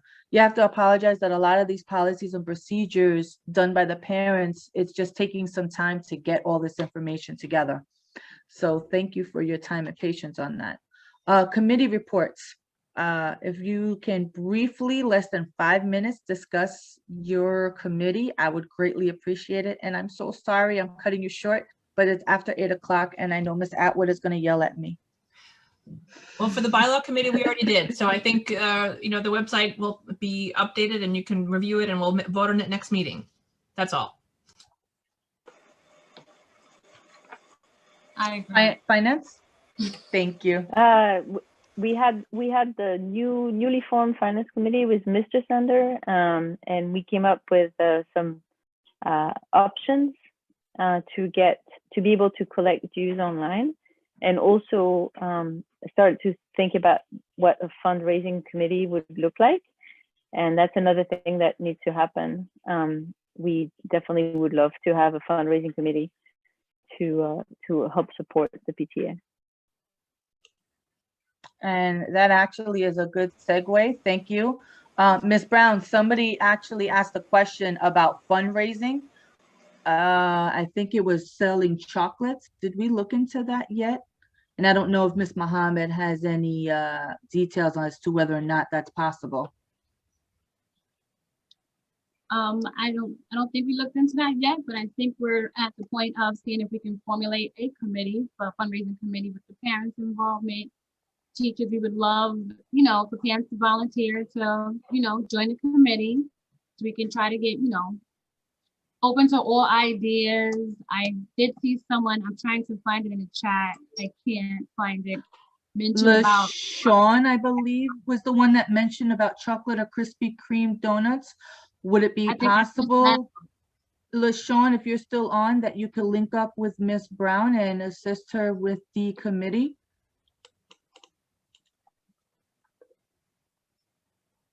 I think her name is Miss Meadows. I believe so.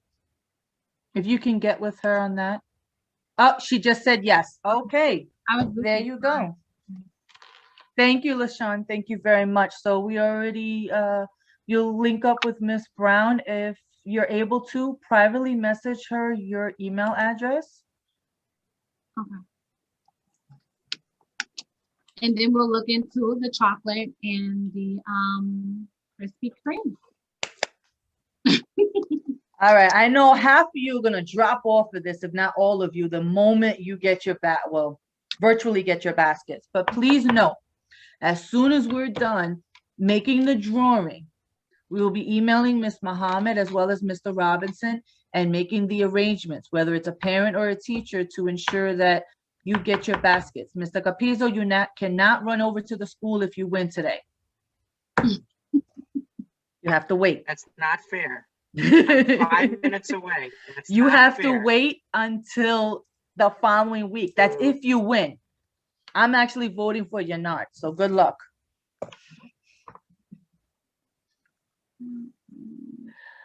Oh, there are Girl Scout cookies in each basket. Before we do the drawing, are we allowed to let everyone know what's in each basket, or we're just gonna let them be surprised? We'll let them be surprised, maybe. I mean, it's chocolate. It's, from what I recall, it's bears. It's chocolate. It's Girl Scout cookie. Like, I'm looking like I can see everything, right?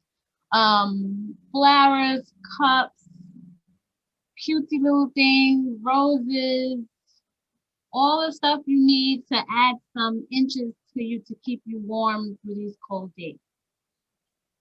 That was all right. mine. So I am going to stop sharing, and I guess let's start getting the generator going. Okay. What I didn't tell everybody, because I was trying to hold out, regardless of whether or not you're on, you will still get the basket. The only difficulty is if for some reason we cannot find you by the time the school starts. I say that because I did not mention that at the beginning of the meeting, so I do not want people to think that that it would have been unfair if we just didn't mention that. So I apologize, because I see most people dropped off, so it's only fair that they get the basket. Sorry, guys. No problem with that, I'm assuming. So, Mrs. Sandor, are you gonna run the generator, or do I have to pull it up? Or I don't have it up, so let me be honest, I don't have it. I can't hear you.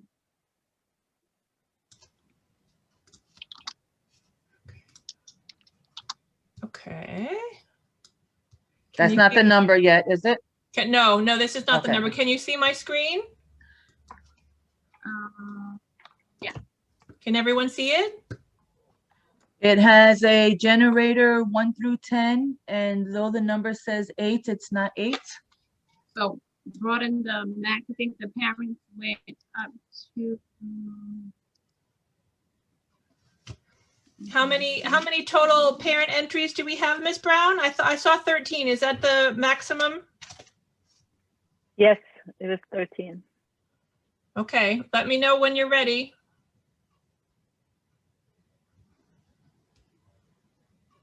All set, Ms. Brown? I can't hear anything. Can you guys hear me? Yes. Oh. All set? You ready to, shall I generate? Yes, it says 1 to 13. Yeah, the max at 13. Okay, no problem. Okay. Okay. I dropped it. Number 1. All right. So for number 1 for the parents. Number 1, do you remember your number?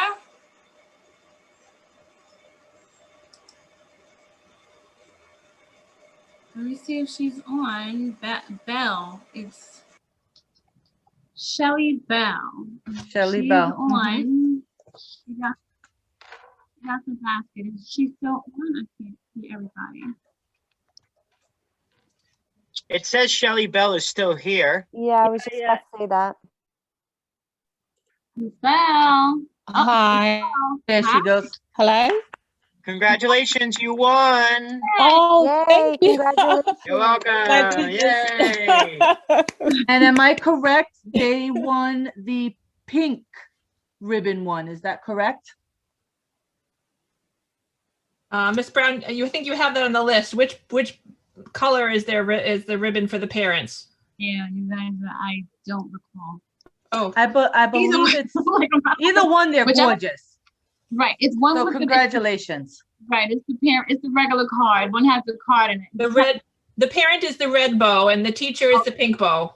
Sorry. Okay, Yeah. I'm not looking at. Thank you. Perfect. Okay, now I lost my generator. Sorry. Okay. Thank you. All right. So congratulations. Thank you. And are we ready for the for the teacher? Yes. It was 51 for the teachers. I'm sorry, to what? 51 to what? 1 to 3. Or 51 to 53. Yeah, I guess. I'm sorry, what was the range, Miss Brown? Did you use 1 to 3?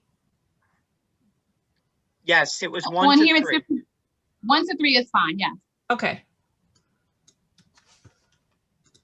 Hold on. It has to be fifth. All right. Who's going to be, we're taking out number 5? Is right. 51, 52, 53 will be 1, Right. 2, 3. Okay, I Right. just So want to make whoever sure. was 2. Yeah, So that's who what I was was 2? asking. Who's And 52? 52. Mr. Molina. Hey! Good job.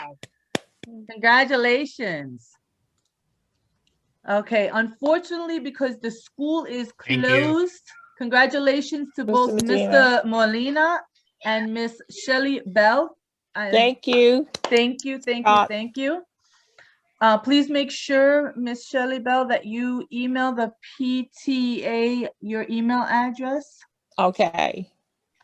And Miss Lashone, you're sending that privately to Miss Crystal Brown. She did. I have Okay, it. Sorry. disregard. Oh, okay. No, Miss Shelley Belle, you're gonna email the Abraham Lincoln website. Okay. Abraham Lincoln email. Sorry. Okay. Okay. Okay, thank you. We are done. I am so Okay. sorry. Miss Attwood, please don't be mad at me. It's only been 20 minutes. If you don't have a lot. it's to not talk. that bad. It was. Yeah, no, it's so. I thank you all. I really, really do. The bylaws was very important, and I know that took up a good chunk, but thank you all for waiting and hanging in there. And you guys all have a great night. Teachers, I know you're doing this is a very long night for you guys. And as always, as several parents have said, thank you. Hopefully you get the week off, and I appreciate all the time you do. And you hang in there. Enjoy yourselves. And Mr. Molina, when we come back, we want to know how much weight you gained off the basket. Okay. Oh, well, he doesn't get the basket until he goes back to work. That's the bad thing. The school's closed. Honestly, I'm in Lincoln all the time. Oh, He's fine. He's gonna get the basket. I don't trust think, Mr. Molina. Miss Mohamed, the school is absolutely closed tomorrow and next week. Is that correct? Because there's no way that the parent could get the basket. I don't think anybody's in there, no. School safety is not going to be there? I mean, it's probably locked up, and this Okay. is the time where teachers are off and Are off, yeah. are off, yeah. Miss Shelley Belle, we'll find out. Worst case scenario, you'll have to wait till the 22nd, but it's yours. Nobody's gonna take it. I personally brought it over and had it locked up, so they won't grow legs. So Yeah, thank because you it very was much. locked up, no one can get to it. So hopefully right after when school opens up, we'll get it for you. Okay. Okay. Thank you much. Good. No Thank problem. you so much. Congratulations. Stay safe, everyone. Everyone. Thanks. Thank you. Good night. Thank you. Bye. Have a great night.